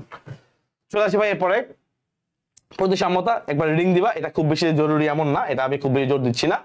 প্রতিসাম্যতা নিয়ে আমি জাস্ট এমসিকিউর জন্য ভাই তোমাকে পড়াইছি, আমাদের টপ 200 এমসিকিউতে প্রতিসাম্যতা এমসিকিউতে আছে, এগুলো লাগবে না। ম্যামালি এটাও খুব বেশি জরুরি না, এগুলো খুব কম আসা প্রশ্ন। পাখির বৈশিষ্ট্য লাগবে না, এনিলিডের শনাক্তকারী বৈশিষ্ট্য করাটা। আচ্ছা এখানে আমি একটু অ্যাড করবো, এই যে এগুলো সব পার্থক্য। তো তুমি একটা যদি পারো, একটা পর্ব যদি ভালো করে পারো, এই যে কোনো পর্বের সাথে তুমি পার্থক্য করতে পারবা। আর্থ্রোপোডা দেখো, এই পর্বটা কিন্তু পরীক্ষার জন্য এজ একটা ইম্পর্টেন্ট চ্যাপ্টার হিসেবে ইম্পর্টেন্ট। কেন? কারণ ভাইয়া আমরা যে ঘাসফড়িং পড়ি, এই ঘাসফড়িং হচ্ছে আর্থ্রোপোডা। তো এই ঘাসফড়িং যেহেতু আমরা পারি, ওই থ্রোতেই স্যারও ভাববে যে ঘাসফড়িং থেকে প্রশ্ন এবার মনে করো কম দিলাম, ঘাসফড়িং যেহেতু অনেক বড় একটা টপিক, ওখান থেকে আমি প্রশ্ন দিলাম বা দিলাম না, কিন্তু আর্থ্রোপোডা লাগাই দিলাম, তাহলে আমার একসাথে প্রাণের শ্রেণীবিন্যাস হয়ে গেল, ওই অধ্যায়টাও টাচ হয়ে গেল। এই জন্য তুমি আর্থ্রোপোডাটা খুবই ভালো করে পড়বা। একই কারণে তুমি নিডারিয়াও পড়বা, কিন্তু নিডারিয়া তুমি পারো, যেহেতু হাইড্রা তুমি পারো, কিন্তু আর্থ্রোপোডাটা ভালো করে পড়বা এই জন্য যে ঘাসফড়িং এর যে বৈশিষ্ট্যগুলো আছে এগুলোই তো এখানে, কারণ ঘাসফড়িং তো আর্থ্রোপোডারই অংশ। তাহলে ঘাসফড়িং এর যে বৈশিষ্ট্যগুলো আছে এগুলো এখানের মধ্যে আছে। ঘাস ফড়িং এ কি আছে? ঘাস ফড়িং এর মধ্যে বড় বড় পুঞ্জক কি আছে? ঘাস ফড়িং এর মধ্যে অ্যান্টেনা আছে, তাই না? ঘাস ফড়িং অ্যান্টেনা আছে দুইটা, এটা দিয়ে সে স্পর্শ নেয়, এটা দিয়ে সে ঘ্রাণ নেয়, এটা দিয়ে সে শব্দ তরঙ্গ অনুভব করে। এরপরে ঘাস ফড়িং এর পুরো বডিটাকে অনেকগুলো অঞ্চলে অঞ্চলে ভাগ করা যায়, মস্তক অঞ্চল, বক্ষ অঞ্চল, উদর অঞ্চল, তাই না? আমরা অঞ্চলে অঞ্চলে ভাগ করতে পারি। ঘাস ফড়িং এর বডিতে অনেকগুলো খণ্ড আছে, অনেকগুলো খণ্ড, কিন্তু খণ্ডগুলোর আকার আবার সমান না, সমান আকার না। খণ্ডগুলো দেখা গেছে বুকের গুলো বড় বড় আর উদরের গুলো ছোট ছোট খণ্ড, পার্থক্য আছে। কিন্তু ঘাস ফড়িং এর 3 জোড়া পা আছে, 3 জোড়া পা, 2 জোড়া ডানা, এর মধ্যে 1 জোড়া দিয়ে উড়ে, আরেক জোড়া ঢেকে রাখে, তাই না? এবার তুমি জানো যে ঘাস ফড়িং এর কিন্তু হৃদযন্ত্র আছে একটা, এটার মধ্যে 7টা প্রকোষ্ঠ আছে, একটু অ্যাটিপিক্যাল। তুমি জানো ঘাস ফড়িং এর পৌষ্টিক তন্ত্র একটু অন্যরকম, তাই না? ঘাস ফড়িং এর যে এই দর্শন কৌশল, আমরা পুঞ্জাকে গঠনকে বলে ওমাটিডিয়াম, এগুলো তুমি জানো। যা যা জানো তুমি সবগুলো পয়েন্ট আকারে লিখবা, আমি অলরেডি অনেকগুলো বলে ফেলছি। ঘাস ফড়িং এর রেচন অঙ্গকে বলা হয় ম্যালপিজিয়ান নালিকা। তুমি পারো না ম্যালপিজিয়ান নালিকার সংখ্যা, হয়তো তুমি জানো না, বা তুমি জানো না ম্যালপিজিয়ান নালিকা দেখতে কেমন, তুমি জানো যে রেচন অঙ্গ হচ্ছে ম্যালপিজিয়ান নালিকা, লিখে দিয়ে আসো ভাই। ওই পয়েন্ট তুমি যাই জানো ঘাস ফড়িং সম্পর্কে, এই আর্থপেড়া বৈশিষ্ট্য তুমি লিখে দিয়ে আসো। ঘাস ফড়িং পরীক্ষা আসছে, তুমি ঘাস ফড়িং এর দর্শন কৌশল আসছে, তুমি দর্শন কৌশলে ওমাটিডিয়ামে তুমি কিছুটা আইডিয়া আছে তোমার, লিখে দিয়ে আসো। খাতা কখনোই খালি রেখে আসবা না। আবার অনেকেই তোমার দেখা গেছে অনেক প্রশ্ন অনেক বড় বড় করে লিখতে গিয়ে লাস্টে ধরাটা খায়, খেয়ে একদম গন, যে তার দেখা গেছে লাস্ট সৃজনশীলে গিয়ে সময় নাই। যা মোটামুটি বাংলার থেকে বেশি সময় পাওয়া যায়, কিন্তু যেহেতু এটা বিজ্ঞান, ছবি আঁকতে হবে, বায়োলজির ছবি, ওইটা আঁকতে গিয়ে সে সময় নষ্ট করে ফেলে। না ভাই, এটা করা যাবে না। বায়োলজির ছবি তুমি আঁকবা ঠিকই, কিন্তু সেটা হবে সময়ের ভিতরে, 30 মিনিট সময়ের ভিতরে, বুঝা গেছে? এটা কখনোই কিন্তু তোমার অন্য সৃজনশীলের সময় নষ্ট করা যাবে না। এই সেন্স, এই পরিমাণ দক্ষতা মাথার মধ্যে রাখতে হবে, বুঝা গেছে ইনশাল্লাহ। আচ্ছা, চলে আসি এরপরে এগুলো থেকে রুই মাছ উন্নত প্রাণী। এই উন্নত, কেউ কারোর চেয়ে উন্নত, এটা মানেই কিন্তু পার্থক্য, সে তার থেকে উন্নত হয়েছে। যেমন দেখো, আমরা মাছ থেকে উন্নত, কারণ মাছ আছে ফুলকা আছে, বাট আমাদের ফুসফুস আছে, আমাদের রক্ত সংবহন তন্ত্র উন্নত, আমাদের স্নায়ুতন্ত্র উন্নত। এইভাবে তন্ত্রের সাথে তন্ত্র একটা কম্পারিজন করবা পরীক্ষা আসলে, বুঝছো? যে এই যে কোনো কেউ কারোর হচ্ছে উন্নত বা কেউ কারোর হচ্ছে খারাপ, এটা মানে হচ্ছে তার সাথে একটা পার্থক্য জানতে চাইছে, কিন্তু এটা এই পার্থক্যটা ছক আকারে হবে না, এই পার্থক্যটা হবে পয়েন্ট বাই পয়েন্ট, বুঝছো? যে একটা তুমি ডট দিলা বা একটা এরকম বক্স করলা, এই বক্স করে তুমি বললা যে এর এটা আছে, এটা এটা ওর মধ্যে আর একটু উন্নত। যেমন তুমি দেখো, আমরা রুই মাছের বেলায় ফুলকা রন্ধ্র দেখতে পাই, কিন্তু গোল কৃমিতে কোনো ফুলকা রন্ধ্র দেখতে পাই না। সহজ কথা, একদম বাচ্চা বলতে পারে হ্যাঁ আসলেই তো, কৃমির মধ্যে আবার ফুলকা রন্ধ্র কই থেকে আসবে? এটা কি হইলো? এটাই একটা উন্নত বৈশিষ্ট্য, এটা আছে বলেই উন্নত। তার মানে কি? তার মানে যখনই কোনো উন্নত বা খারাপ, পার্থক্য এরকম পয়েন্ট আসবে, তোমার মাথায় থাকবে ভাইয়া আমি কি কি পয়েন্ট পারি আসলে, ওইটাই যে মাছের মধ্যে আছে, এটা তো কৃমিতে নাই, শেষ, ওইটাই কথা, বুঝা গেছে? তোমার কিন্তু এই চিন্তা করতে হবে না যে ভাইয়া মাছের মধ্যে তো ফুলকা রন্ধ্র ছিল, ওই জায়গায় কৃমিতে কি আছে। No, never. মাছের মধ্যে আছে, কৃমিতে নাই, বাদ। এটাই উন্নত বৈশিষ্ট্য। তুমি তার মানে যখন একজনের বৈশিষ্ট্যগুলো পারবা, তুমি আরেকজনের বাদ দিয়ে দিবা, এ নাই, এ নাই, এ নাই, বুঝা গেছে? এটা করলেও ইনশাল্লাহ তোমার বেশ দেখো 4-5টা পয়েন্ট তোমার হয়ে গেছে। এনাফ ভাই, 6টা পয়েন্ট লিখতে পারলেই এনাফ, এটা নিয়ে আর কোনো মাথা ব্যথা নাই। রুই মাছের মধ্যে 9টা কর্ড আছে, যেটা পরবর্তী মেরুদণ্ড হয়, আর গোলকৃমি কোন দুঃখে মেরুদণ্ড হবে, তো নন কর্ডেড প্রাণী, ওখান দিয়ে শুরু হয়েছে। এরপরে তো তুমি ভাই পয়েন্ট লিখতে শেষ করতে পারবে না, পয়েন্ট লিখে শেষ করতে পারবে না, কারণ কি এখানে নন কর্ডের সাথে কর্ডের পার্থক্য, তো কর্ডটা তো বুঝেই আমরা সবাই। আমাদের যে উন্নত বৈশিষ্ট্যগুলো, এগুলো তুমি লিখে লিখে শেষ করতে পারবা না। তোমার এত দরকার নাই, 6টা পয়েন্ট লিখতে পারলেই এনাফ। তুমি খালি সিস্টেম ফলো করো, আমি তোমাকে সিস্টেম দেখাই দিচ্ছি ইনশাল্লাহ, তখন তুমি সৃজনশীল ইজিলি পিক করতে পারবা। আচ্ছা, গেল এখানে। এই যে দেখো, এখানে কিন্তু বারবার বিভিন্ন পয়েন্ট গুলো খেয়াল করো, সিলোমের কথাগুলো বলা হয়েছে, পরজীবীর কথা বলা হয়েছে। দেখো রুই মাছের বৈশিষ্ট্যগুলো বললাম যে হ্যাঁ রুই মাছে এগুলো আছে, কৃমিতে নাই, ওকে ভালো। কৃমিরও তো কিছু বৈশিষ্ট্য আছে, কৃমি কি পরজীবী, রুই মাছ তো আর পরজীবী না, তো এরকম কৃমিরও কিছু স্পেসিফিক বৈশিষ্ট্য আছে, এই বৈশিষ্ট্যগুলো লিখবা, রুই মাছ এগুলো নাই, ঠিক আছে? এখন পরজীবী হওয়াটা কোনো ভালো বৈশিষ্ট্য না, খারাপ বৈশিষ্ট্য, তো এটা কৃমির ক্রেডিট না, ডিসক্রেডিট। আচ্ছা, এই যে এখানে বিভিন্ন পার্থক্য, মূলত এখান থেকে এই টাইপের পার্থক্যগুলো আসতে পারে, ঠিক আছে? এবং আমাদের করাটার মধ্যে আমাদের কিছু পার্থক্য আছে, তোমরা জানো যে আস্তে আস্তে কিন্তু ডেভেলপ হয়েছে। আমরা জানি যে মাছের মধ্যে তোমরা দেখে পড়েছ, মাছের মধ্যে 2 প্রকোষ্ঠ, আস্তে আস্তে উভচরের মধ্যে 3 প্রকোষ্ঠ, এরপর সরীসৃপের মধ্যে আংশিক 4 প্রকোষ্ঠ হৃৎপিণ্ড, এরপরে যখন পাখি এসেছে পাখির মধ্যে সম্পূর্ণ 4 প্রকোষ্ঠ, মানুষের মধ্যেও সম্পূর্ণ 4 প্রকোষ্ঠ। এই যে হৃৎপিণ্ডের আস্তে আস্তে ডেভেলপমেন্ট হয়েছে, যদি এখান থেকে কোনো পার্থক্য জানতে চায় বুঝবা স্যাররা অবশ্যই ওই পয়েন্টটা দেখতে চাবেই, হৃৎপিণ্ডের ডেভেলপমেন্ট। ধরো পরীক্ষা এসেছে উভচরের সাথে সরীসৃপের পার্থক্য, তার মানে তুমি যখন পার্থক্যগুলো লিখবা ওখানে কিছু কিছু পয়েন্ট একদম কি পয়েন্ট, যেমন ধরো এই যে আমাদের সরীসৃপের হৃৎপিণ্ড কেমন থাকছে, এটা কেমন থাকছে, সরীসৃপের স্কিন কেমন, মানে আমার ত্বকটা কেমন, ভেজা না আর্দ্র না কি থাকে, এটা এর সাথে ওইটা, এই যে কম্প্যারিজন। এরপরে আঙ্গুলের পার্থক্য আছে, একজনের আঙ্গুলের মধ্যে 3টা, একজন 4টা 5টা, এরকম একটা নখর আছে একটা নখরবিহীন। এই যে এই জায়গাগুলোতে হিট করতে হবে, সব কিন্তু পরে পারা যাবে না, এই পয়েন্টগুলো হিট করবা। যেমন দেখো এখানে ত্বকের কথা বলে দেওয়া হয়েছে, একটা হচ্ছে আচ্ছা একটোথার্মিক মানে তো বুঝো ভাইয়া, তাই না? একটোথার্মিক যেমন উভচর যারা আছে ওরা একটোথার্মিক, একটোথার্মিক মানে হচ্ছে এদের টেম্পারেচার বাইরের সাথে উঠানামা করে। যেমন আমাদের টেম্পারেচার, রক্তের টেম্পারেচার কিন্তু গরম ভাই, আমাদের রক্ত কিন্তু অনেক বেশি গরম, টেম্পারেচার বেশি। কেন? আমরা এন্ডোথার্মিক, সমষ্ট শোণিত, বাইরে যা খুশি তা থাকুক আমাদের ভিতরে রক্ত গরম, রক্তের টেম্পারেচারটা 38 পয়েন্ট সামথিং, 36 পয়েন্ট সামথিং থেকে 38 এই রেঞ্জের মধ্যেই থাকে ভাই। 36 ডিগ্রি সেলসিয়াস কিন্তু কম না, তাই না? রুম টেম্পারেচার বলা হয় 25, তুমি যখন এসির নিচে থাকো কখনো 16, 17, 18 এরকম গরম ঠান্ডা করে, সে জায়গায় 36, 37, 38 কত গরম, বুঝতে পারতেছো? রক্ত গরম, আমাদের রক্ত গরম, পাখির রক্ত গরম, আর এই গরম রক্তই পছন্দ হচ্ছে মশার। এই জন্য মশা তোমাকে কামড় দেয়, মশা পাখিকে কামড় দেয়, কিন্তু মশা ওই ব্যাঙকে কামড় দেয় না, কারণ ব্যাঙের রক্ত দিয়ে ওর কোনো লাভ নাই। ও রক্ত দেখা গেছে এখন ঠান্ডা পরিবেশে আছে, রক্ত ঠান্ডা হয়ে গেছে, গরম পরিবেশে আছে, রক্ত গরম হয়ে গেছে, মানে পরিবেশের সাথে রক্তের টেম্পারেচার উঠানামা করে। এটা আমাদের ক্ষেত্রে ভাইয়া হয় না। আচ্ছা, তো আমি তো এখানে হৃৎপিণ্ডের কথা বলছি, হৃৎপিণ্ড খুব ইম্পর্টেন্ট। আঙ্গুল দেখো, এই যে অগ্রপদে 4টা, পশ্চাৎপদে 5টা করে নখরবিহীন আঙ্গুল থাকে, এটা পার্থক্য করছে, আর পরেরটাতে 5টা 5টা করে আঙ্গুল আছে, কোনো সমস্যা নাই। তো ত্বকের কথা ভাই বলছি ইম্পর্টেন্ট। চলে আসে এরপরে এইগুলো পার্থক্য, এগুলো বলছে। এখন রেপটাইলিয়া বৈশিষ্ট্য লিখছে। এখন দেখো এখানে একটু জিনিস খেয়াল করো, বলছে এমফিবিয়া এবং রেপটাইলিয়ার মধ্যে শ্রেণীগত বৈশিষ্ট্যের ভিন্নতার কারণ। হ্যাঁ, এখানে এই প্রশ্নটার মধ্যে এখানে এই স্লাইডের মধ্যে কি করছে, লেখাটা কিভাবে আছে দেখো।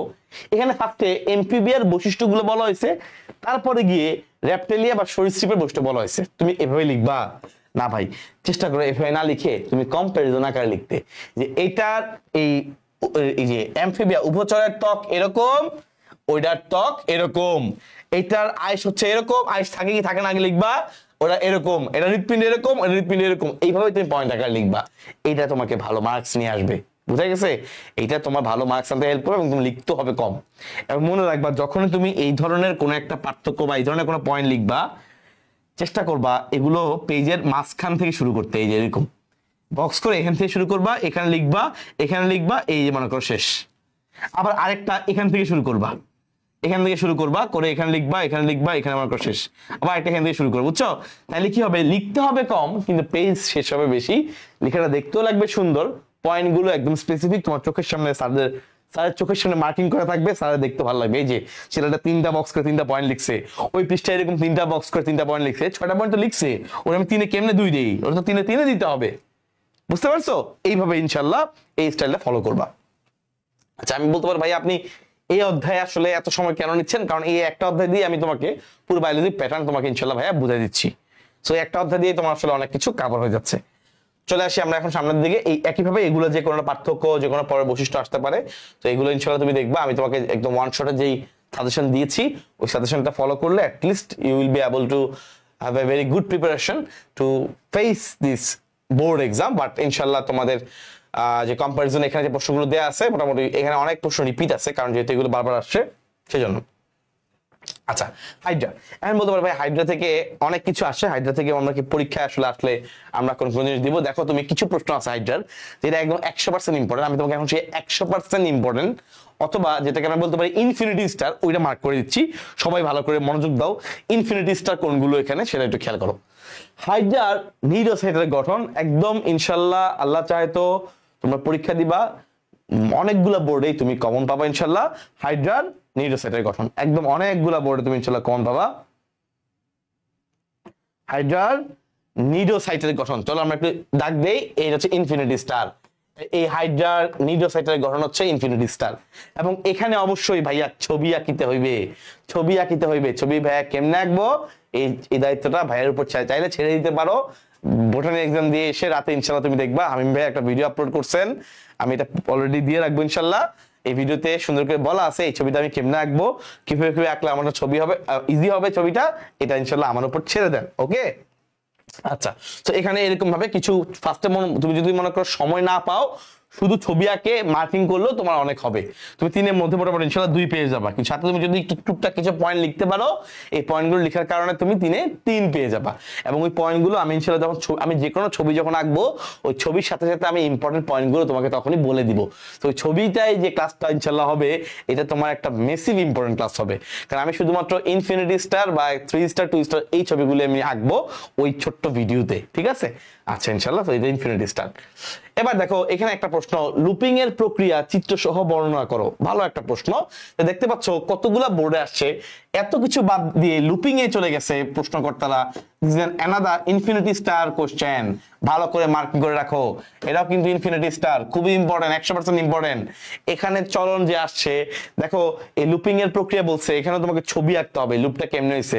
এই ছবি দেখে অনেকে তাকে দেখবে আল্লাহ ভাইয়া এই ছবি কেমনে আঁকবো, এই যে হাইড্রা কাত হচ্ছে চিত্তে পড়তেছে, সমস্যা নাই, লিভ ইট, আমার প্রতি এটা আমার কাছে ছেড়ে দাও, আমার উপর ছেড়ে দাও, এটা আমার উপর ছেড়ে দাও। ইনশাল্লাহ আমি তোমাকে এটা ছবি এঁকে দেখাই দিব, ঠিক আছে?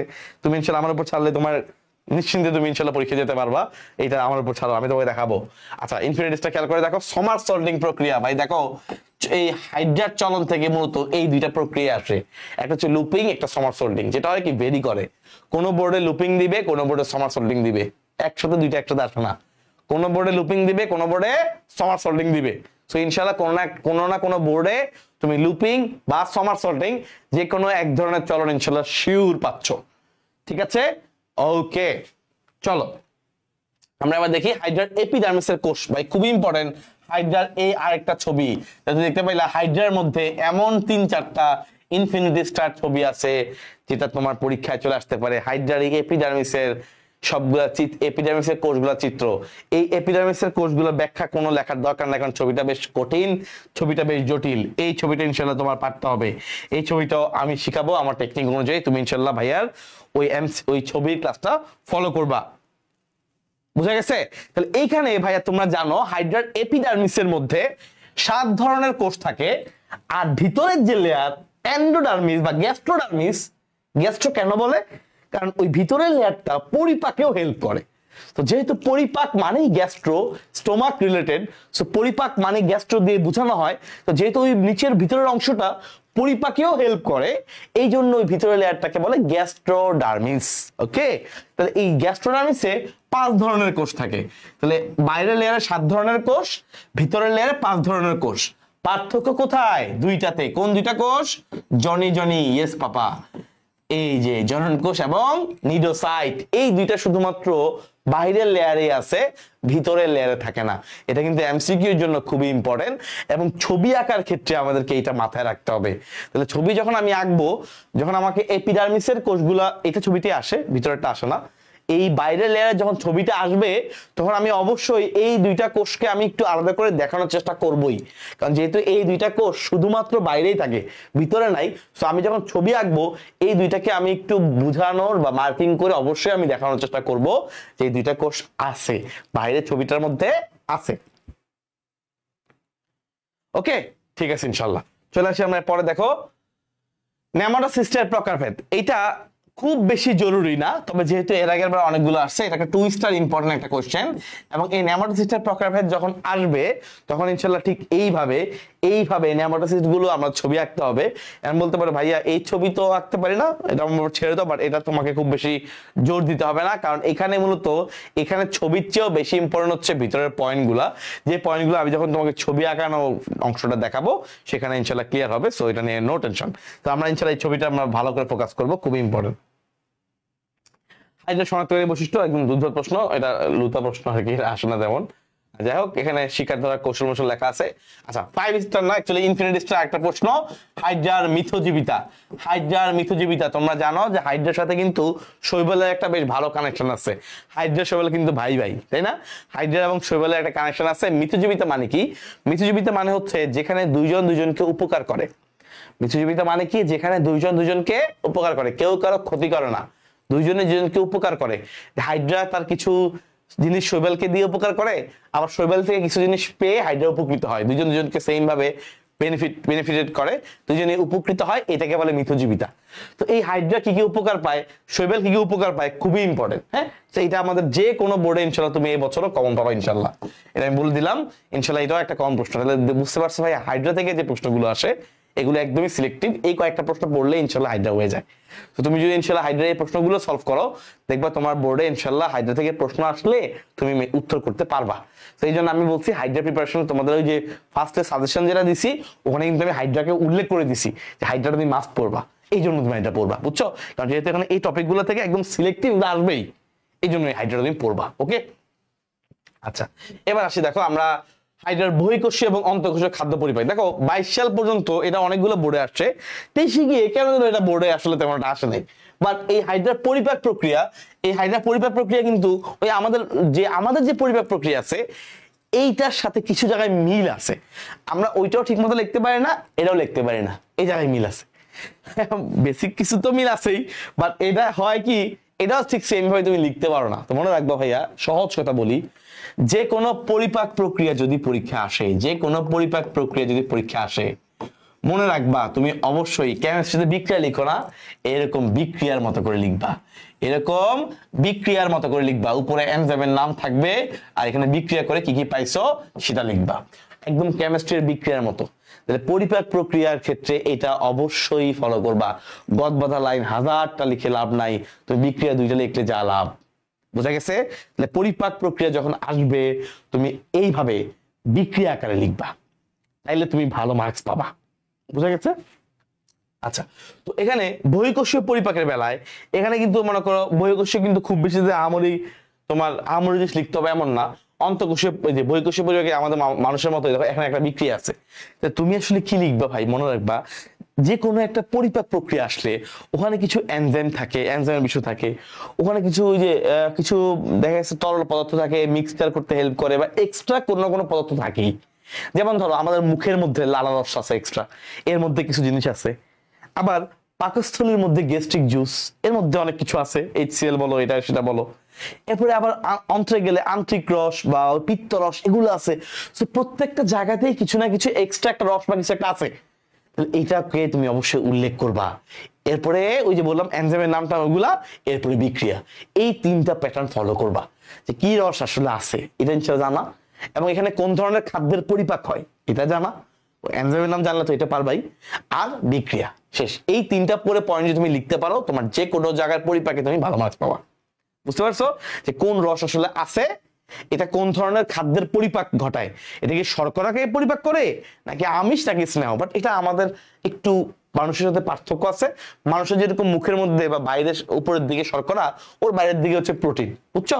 তো একটু পার্থক্য আছে আর কি, যদিও ওর মুখ ওরকম না, তারপরেও একটু পার্থক্য বললাম। তাহলে এইভাবে আসলে তোমাকে পরিপাকে সাজাইতে হবে। কি বলছি?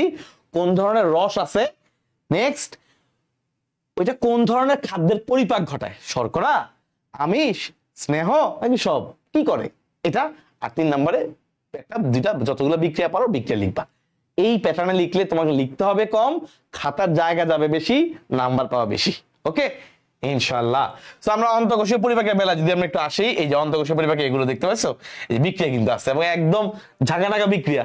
আমরা সবাই জানি শর্করাকে ভাঙে অ্যামাইলেজ, এটা সবাই পারে, এবং শর্করা ভেঙে তৈরি হয় গ্লুকোজ। একদম বাচ্চা ছোটবেলায় বিক্রিয়া শিখছে, শর্করা মানেই সে ছোটবেলায় শিখছে গ্লুকোজ।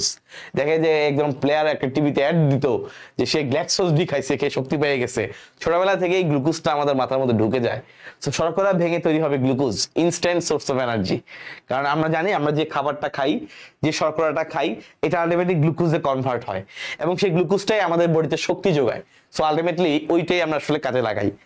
এরপর স্নেহ ভাঙলে ফ্যাটি অ্যাসিড গ্লিসারল, এবং ওই ফ্যাটি অ্যাসিড গ্লিসারল হচ্ছে আমরা একদম 9-10 থেকে পড়ে আসছি, লিপিড ভেঙে তৈরি হয় এই দুটো জিনিস এগুলাই, এবং আমিষ ভেঙে তৈরি হয় অ্যামাইনো অ্যাসিড, খুবই ইম্পর্টেন্ট। বাট এখানে খেয়াল রেখো এনজাইমের নাম কিন্তু ট্রিপসিন, এখানে কিন্তু পেপসিন না, পেপসিন কিন্তু উপরে যে বহিঃকোষীয় পরিপাকে, এইটাই একটু পার্থক্যের জায়গা, মনে রাখার জায়গা, বাকিগুলো সেম। এখন তুমি বলতে পারো ভাইয়া এখানে তো অনেকগুলো বিক্রিয়া আছে, এখানে কি আমার খুব বেশি লিখতে হবে? না ভাই, বিক্রিয়া 3টা কিন্তু তুমি বুঝতে পারছো, ভালো করে লিখলে তোমার পেজের অর্ধেক জায়গা শেষ। তো তোমাকে তুমি তো নিশ্চয়ই একটা প্রশ্ন নিশ্চয়ই 2-3 পৃষ্ঠা 4 পৃষ্ঠা করে লিখবা না, রাইট? গ নাম্বারের প্রশ্ন 1.5 পৃষ্ঠা লিখলেই এনাফ, ঘ নাম্বারের প্রশ্ন 2 পৃষ্ঠা লিখলেই এনাফ, আর যদি ছবি থাকে তাহলে 1 পৃষ্ঠাই এনাফ। মানে ছবি থেকে বলতে বোঝাচ্ছি কোন একটা পরীক্ষা আসছেই, লম্বচ্ছেদের চিহ্নিত চিত্র অঙ্কন করো, পরীক্ষায় তোমার কাছে শুধুমাত্র ছবিটাই চেয়েছে, তখন তো তোমার বেশি লিখার দরকার নাই, বুঝতে পেরেছো? অনেক সময় বলে কি যে এটার ব্যাখ্যা সহ লিখো, তখন তোমাকে ছবির পাশাপাশি 4-5টা পয়েন্ট লিখতে হবে, ছবির পাশাপাশি 4-5টা পয়েন্ট উল্লেখ করতে হবে, তাহলে দেখা যাবে 2টা মিলে তুমি নাম্বার পেয়ে গেছো। এখন তুমি পরীক্ষা লাস্টে তোমার এমন অবস্থা হয়েছে যে পরীক্ষা শেষে তোমার সময় বাকি আছে মনে করো 30 মিনিট, পরীক্ষা শেষ সময় বাকি 30 মিনিট, তুমি কি করবা? সরি কি বললাম, 30 মিনিট, সময় বাকি 5 মিনিট, তুমি ছবি আঁকবা নাকি লেখা লিখবা? অবশ্যই ছবি। তুমি লেখা লিখলে 3-এর মধ্যে 1 পাবা, শুধু যদি ছবিটা কোনো মতে এঁকে দিয়ে আসতে পারো 3-এর মধ্যে 2 পেয়ে যাবা, ভাগ্য ভালো থাকলে তুমি যদি মার্কিং করো 3-3ও পেয়ে যেতে পারো, কিন্তু শুধু লেখা লিখলে তুমি ভুলেও 3-3 পাবা না। সেজন্য তোমার হাতে যখন 5 মিনিট থাকবে, অল্প সময় থাকবে, যেটাই থাকুক, তুমি প্রথমে ছবি আঁকবা। ওকে, ঠিক আছে ইনশাল্লাহ। সো মোটামুটি এইটাই গেল মুকুল তৈরির গঠন, মোটামুটি ইম্পর্টেন্ট দেখবা ইনশাল্লাহ, আমি এগুলো পড়াইছি। আচ্ছা, এখানে চলে আসি সিলেন্টারনের ভূমিকা দেখবা। সিলেন্টারন দিয়ে একসাথে যেহেতু সে এটা দিয়ে তার পরিপাক হয়, এটা দিয়ে সংবহন হয়, এই জন্য এটাকে বলে গ্যাস্ট্রোভাস্কুলার গহ্বর বা সিলেন্টারন, গ্যাস্ট্রোভাস্কুলার গহ্বর বা সিলেন্টারন।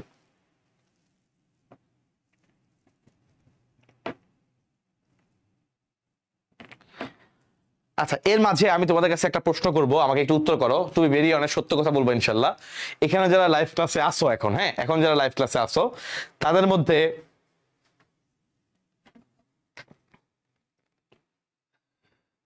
তাদের মধ্যে তাদের মধ্যে মেডিকেল প্রিপারেশন, মেডিকেল টার্গেট কাদের? আমাকে একটু উত্তর করো।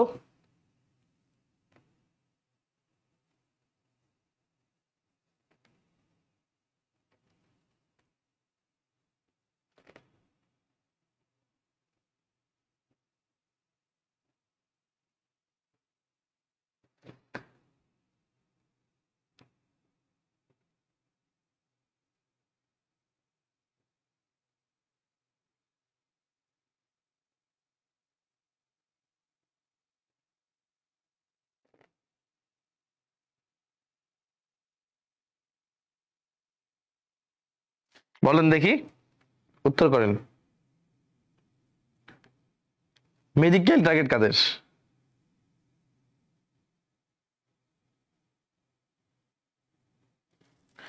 আচ্ছা, এখানে মেডিকেল টার্গেট কাদের আমি জানতে চাচ্ছি, মেডিকেল টার্গেট কাদের?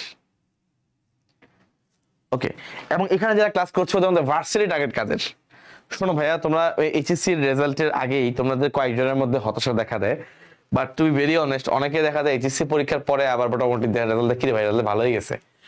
তোমাদের মধ্যে কারা কারা মেডিকেল প্রিপারেশন নিবা আমি স্পষ্ট বলে দিই, যারা চিন্তা করছো ইনশাল্লাহ আমার পরীক্ষা দেওয়ার পরে জিপিএ 4.8 বা তার উপরে থাকবে, যারা মোটামুটি এরকম মোটামুটি কনফার্ম, তারা ইনশাল্লাহ অবশ্যই মেডিকেল ভর্তি প্রিপারেশন নিতে পারো, ঠিক আছে? জিপিএ চিন্তা করো 4.8 বা তার বেশি। বলতে পারো ভাইয়া মেডিকেলও তো মার্কস কাটে, জিপিএ যদি কম থাকে মার্কস কাটে, তাহলে 4.8 কি দেওয়া উচিত হবে? উত্তর হচ্ছে হ্যাঁ, 4.8 দেওয়া উচিত হবে। কারণ কি? কারণ 4.8 তোমার মার্কস কিন্তু যদি এখন সিস্টেম আবার পাল্টাতে পারে, অনেক সিস্টেম পাল্টালে দেখা যাবে যে মার্কসটা আরো কম কাটে, বাট আগের সিস্টেমে কিন্তু মোটামুটি 4 নাম্বার 4.5 নাম্বার এরকম একটা নাম্বার কাটতো। সো এটা কিন্তু আসলে চাইলেই ভালোভাবে প্রিপারেশন নিয়ে ওভারকাম করা পসিবল।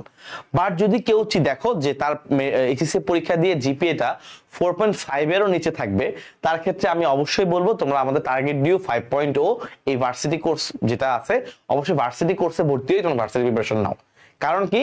কারণ ভার্সিটির ক্ষেত্রে জিপিএটা খুব বেশি ম্যাটার করে না, বাট যদি 4.5 এর নিচে হয় ভাইয়া, তোমার কিন্তু 12.5 নাম্বার বা 13 নাম্বারের উপরে কাটবে। সো তখন তোমার দেখা যাবে 13 নাম্বার কাটায় 13 নাম্বার ওভারকাম করে আসলে মেডিকেলের চান্স পাওয়াটা খুবই কঠিন, খুবই কঠিন। সো এটা আমি কখনোই তোমাদেরকে বলবো না, তোমাদেরকে আমি ইনশাল্লাহ এটাই বলবো, যাদের আসলে টু বি ভেরি অনেস্ট, যারা চিন্তা করো যে এইচএসসি পরীক্ষা মোটামুটি দিচ্ছ 4.8 এর উপরে পাবা, তারা অবভিয়াসলি মেডিকেলের প্রিপারেশন নিতে পারো। মেডিকেলের প্রিপারেশনটা একটু রিস্ক থাকেই, আমি বলি রিস্ক থাকেই, রিস্ক আছে, রিস্ক বাস্তব। কারণ যে কোনো ভর্তি পরীক্ষা তুমি যখন দিতে যাবা, তোমাকে কিন্তু একটা ব্যাকআপ নিয়ে যেতে হয়। যেমন ধরো তুমি মেডিকেলে যখন প্রিপারেশন নিবা, ডেফিনেটলি তুমি ইঞ্জিনিয়ারিংটা পারবা না, সিম্পল। তুমি মেডিকেলে যদি প্রিপারেশন নাও, তোমার যদি এইচএসসি তে বেসিক ভালো না থাকে, এইচএসসি তে তোমার ধরো ম্যাথ তোমার পারো নাই, ম্যাথ তোমার অনেক কিছু গ্যাপ আছে, লেকিংস আছে, তাহলে এইচএসসি পরীক্ষায় তোমার যদি সেই গ্যাপটা থেকে থাকে, তাহলে মেডিকেলের প্রিপারেশন নেওয়ার পরে তুমি ভার্সিটিতে গিয়ে ম্যাথে তুমি ভালো করবা না, এটা খুবই ন্যাচারাল। তোমাকে ওগুলো মেনেই আগাইতে হবে। তখন দেখা যাবে যদি তোমার এমন হয় মেডিকেল ভর্তি পরীক্ষার মানে অল্প দিন পরেই ভার্সিটি পরীক্ষা হয়, তখন তোমাকে এটা করতে হবে কি, ম্যাথের পরিবর্তে ইংলিশ ডাকাইতে হইতে পারে, কারণ তুমি ইন দ্য মিন টাইম ইংলিশে প্রিপারেশন নিবা। ঠিক আছে, আমরা তোমার সাথে গাইডলাইন দিব ইনশাল্লাহ, যে মেডিকেলে ইংলিশ তুমি ইনশাল্লাহ কোত্থেকে পড়বা, কোন বই থেকে পড়বা, কোন জায়গাগুলো সলভ করলে ভালো মার্কস পাবা, জিকে তুমি কোন জায়গা থেকে পড়বা, কিভাবে কিভাবে তুমি সলভ করবা, আগামী 3 মাস তোমাকে আমরা জিকে ভাগ করে দিব, রুটিন করে দিব ইনশাল্লাহ, যে এই জায়গাগুলো থেকে পড়লে মোটামুটি তুমি ম্যাক্সিমাম নাম্বার কভার করে ফেলতে পারবা। আর বাকি যে কিছু নাম্বার থাকে সেটা তুমি অনেক পড়া দিয়ে তুমি সেটাকে কভার করতে পারবে, বাট সেটাও কিভাবে আমরা তোমাদেরকে দেখাই দিব।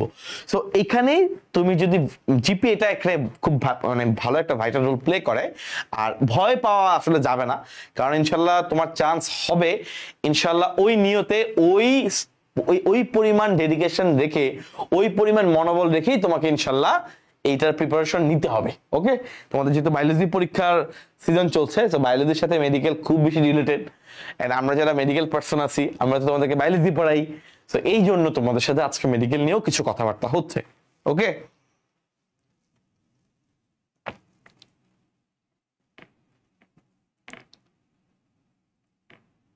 আচ্ছা ইনশাল্লাহ ভাইয়া। ওকে, তো আমরা চলে আসি লুপিং এবং সমারসল্টিং, এখান থেকে একটা প্রশ্ন ইনশাল্লাহ থাকবেই। আচ্ছা, ঘাসফড়িং টপিকটা থেকে যদি বলো, এই ঘাসফড়িং এর রেচন প্রক্রিয়া দেখতে পাচ্ছ কতগুলা বোর্ডে এই রেচন প্রক্রিয়া প্রশ্নটা পরীক্ষা আসছে।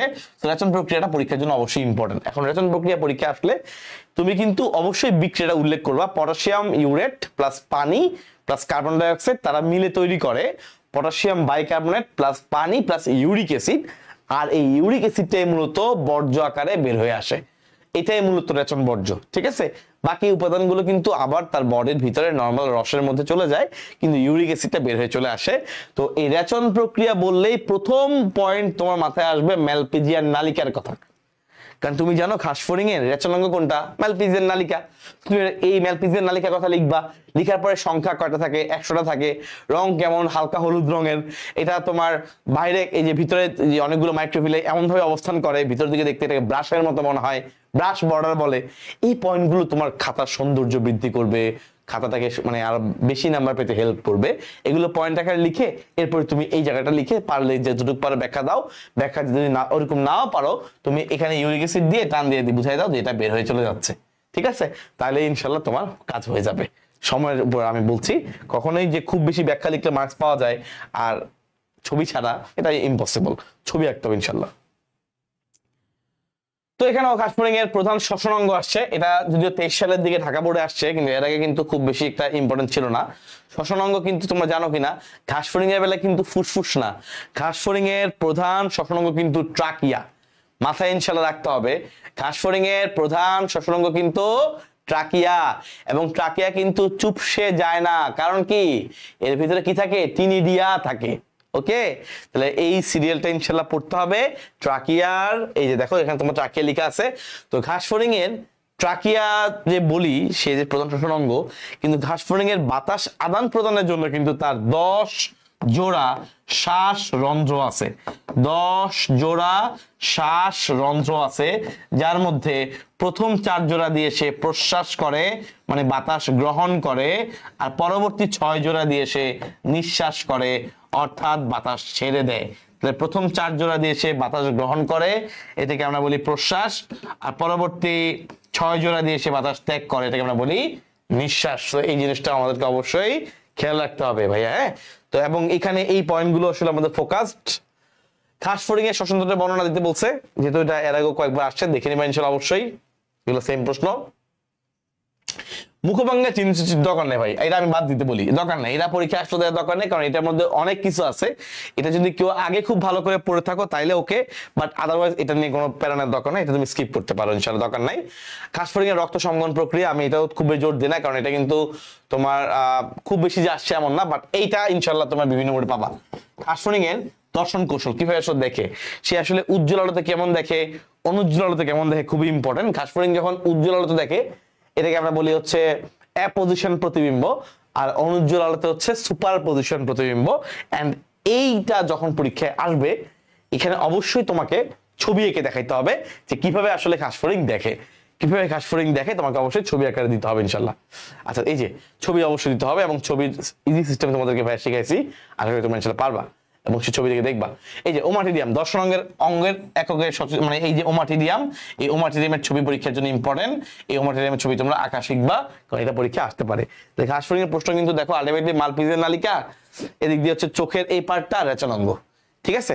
আর শ্বসন অঙ্গ ইদানিং আসতেছে, দেখে রাখতে পারো, বাট অ্যাটলিস্ট তুমি শ্বসনের বেসিক জানা থাকলে তোমার কাজটা হয়ে যাবে। খোলস মোচন তেমন ইম্পর্টেন্ট না, সিকিউর জন্য ইম্পর্টেন্ট না। রুই মাছ, আচ্ছা রুই মাছের বেলায় ইনফিনিটি স্টার হচ্ছে পটকা, ইনফিনিটি স্টার হচ্ছে রুই মাছের পটকা বা বায়ুথলি।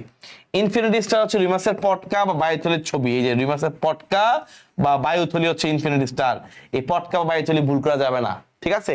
এই পটকা এবং বায়ুথলি যখন পরীক্ষা আসবে তখন অবশ্যই তোমাকে সেখানে তার মধ্যে কি কি গ্যাস থাকে সেটা উল্লেখ করতে হবে। কার্বন ডাই অক্সাইড, অক্সিজেন এবং নাইট্রোজেন গ্যাস থাকে, এই কয়েকটা পয়েন্ট উল্লেখ করতে হবে। তাহলে বায়ুথলি বা পটকা যদি পরীক্ষা আসে অবশ্যই তুমি এই পয়েন্টগুলো ইনশাল্লাহ উল্লেখ করবে, বুঝা গেছে ভাইজান? আচ্ছা ইনশাল্লাহ।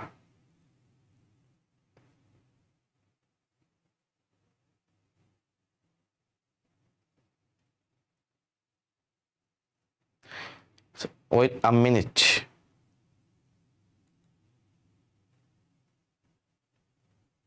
আচ্ছা ঠিক আছে ইনশাল্লাহ, হয়েছে মোটামুটি আলহামদুলিল্লাহ যতটুকু হয়েছে। চলেন ভাইজান আমরা একটু সামনের দিকে যাই। রুই মাছের হৃৎপিণ্ডে, এই যে আরেকটা ইনফিনিটি স্টার, রুই মাছের হৃৎপিণ্ডের গঠন। ভাই রক্ত সংবহন প্রক্রিয়া তুমি যদি নাও পারো, কিন্তু এই রুই মাছের হৃৎপিণ্ড তোমাকে আঁকতে পারতে হবে, একদম বাচ্চা ছবি। দেখো কিছু না পারলে তুমি এতটুকু আঁকতে পারবা, এতটুকু আঁকতে পারলেও ইনশাল্লাহ এনাফ, বুঝা গেছে। ডাবল লেয়ার না পারলে অন্তপক্ষে এক লেয়ার কিছুটা হলেও তোমাকে এঁকে দেখাইতে হবে। এই রুই মাছের হৃৎপিণ্ড খুবই ইম্পর্টেন্ট, ইনফিনিটি স্টার। তোমরা জানো রুই মাছের হৃৎপিণ্ড হচ্ছে দুইটা প্রকোষ্ঠ, একটা হচ্ছে এট্রিয়াম, একটা হচ্ছে ভেন্ট্রিকল, দুইটা মাত্র প্রকোষ্ঠ থাকে। আর উপর দিয়ে যে অ্যারোটা যে বের হয়েছে, অ্যারোটা বের হওয়ার সময় এই জায়গাটা একটু স্ফীত থাকে, একটু ফুলা থাকে, এটাকে আমরা বলি বালবাস আর্টেরিওসাস। ভাইয়া এই রুই মাছের একটা পারফেক্ট ওয়ান শট ইউটিউবে দেওয়া আছে, রুই মাছ লিখে আমার নাম লিখতে হবে, তাহলে ইনশাল্লাহ চলে আসবে।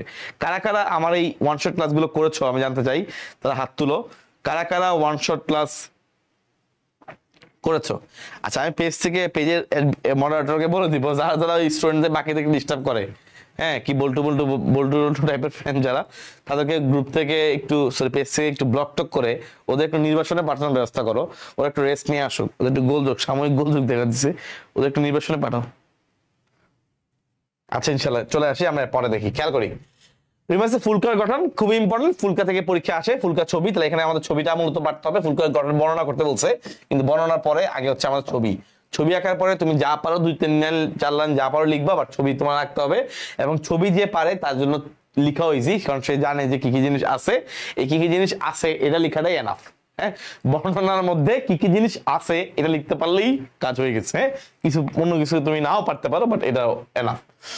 রুই মাছের রক্ত সংবহন প্রক্রিয়া, এই যে রুই মাছের যেহেতু তোমরা জানো রুই মাছের বেলা যেহেতু শুধুমাত্র কার্বন ডাই অক্সাইড পরিবহন হয়, রুই মাছের হৃৎপিণ্ড যেহেতু শুধুমাত্র কার্বন ডাই অক্সাইড পরিবহন করে, এই জন্য রুই মাছের হৃৎপিণ্ডকে বলা হয় ভেনাস হার্ট। কি বলা হয়? রুই মাছের হৃৎপিণ্ডকে বলা হয় ভেনাস হার্ট বা শিরা হৃৎপিণ্ড, কারণ সে শুধুমাত্র কার্বন ডাই অক্সাইড পরিবহন করে। শুধুমাত্র কার্বন ডাই অক্সাইড পরিবহন করার কারণে রুই মাছের হৃৎপিণ্ডের এই গতিপথটা কিন্তু স্পেশাল, কারণ তার রক্ত হৃৎপিণ্ড থেকে ফুলকায় যায়।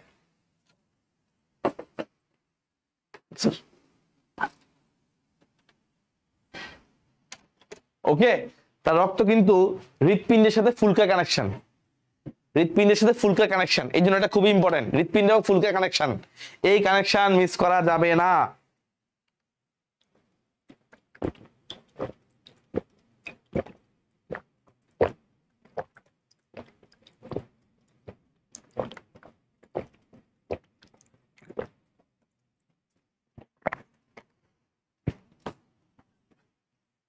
ঢকঢক করে পানি খেলাম, ঢকঢক করে বলো এটাকে, চিৎকার করতে করতে পানি পিপাসা পেয়ে গেছে।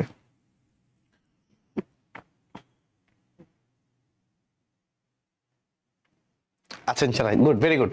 তো এখানে কিন্তু এই সম্মান প্রক্রিয়াটা আলাদা, এবং আমি ওয়ান শট ক্লাসে কিন্তু স্পষ্টভাবে পড়াইছি, এগুলো নিয়ে আমি সময় নষ্ট করবো না, এগুলো তোমরা ইনশাআল্লাহ ওয়ান শট ক্লাসে দেখে নিবা। ওকে, আইসিআর গঠন মোটামুটি ইম্পর্টেন্ট, খুব বেশি জোর দিব না।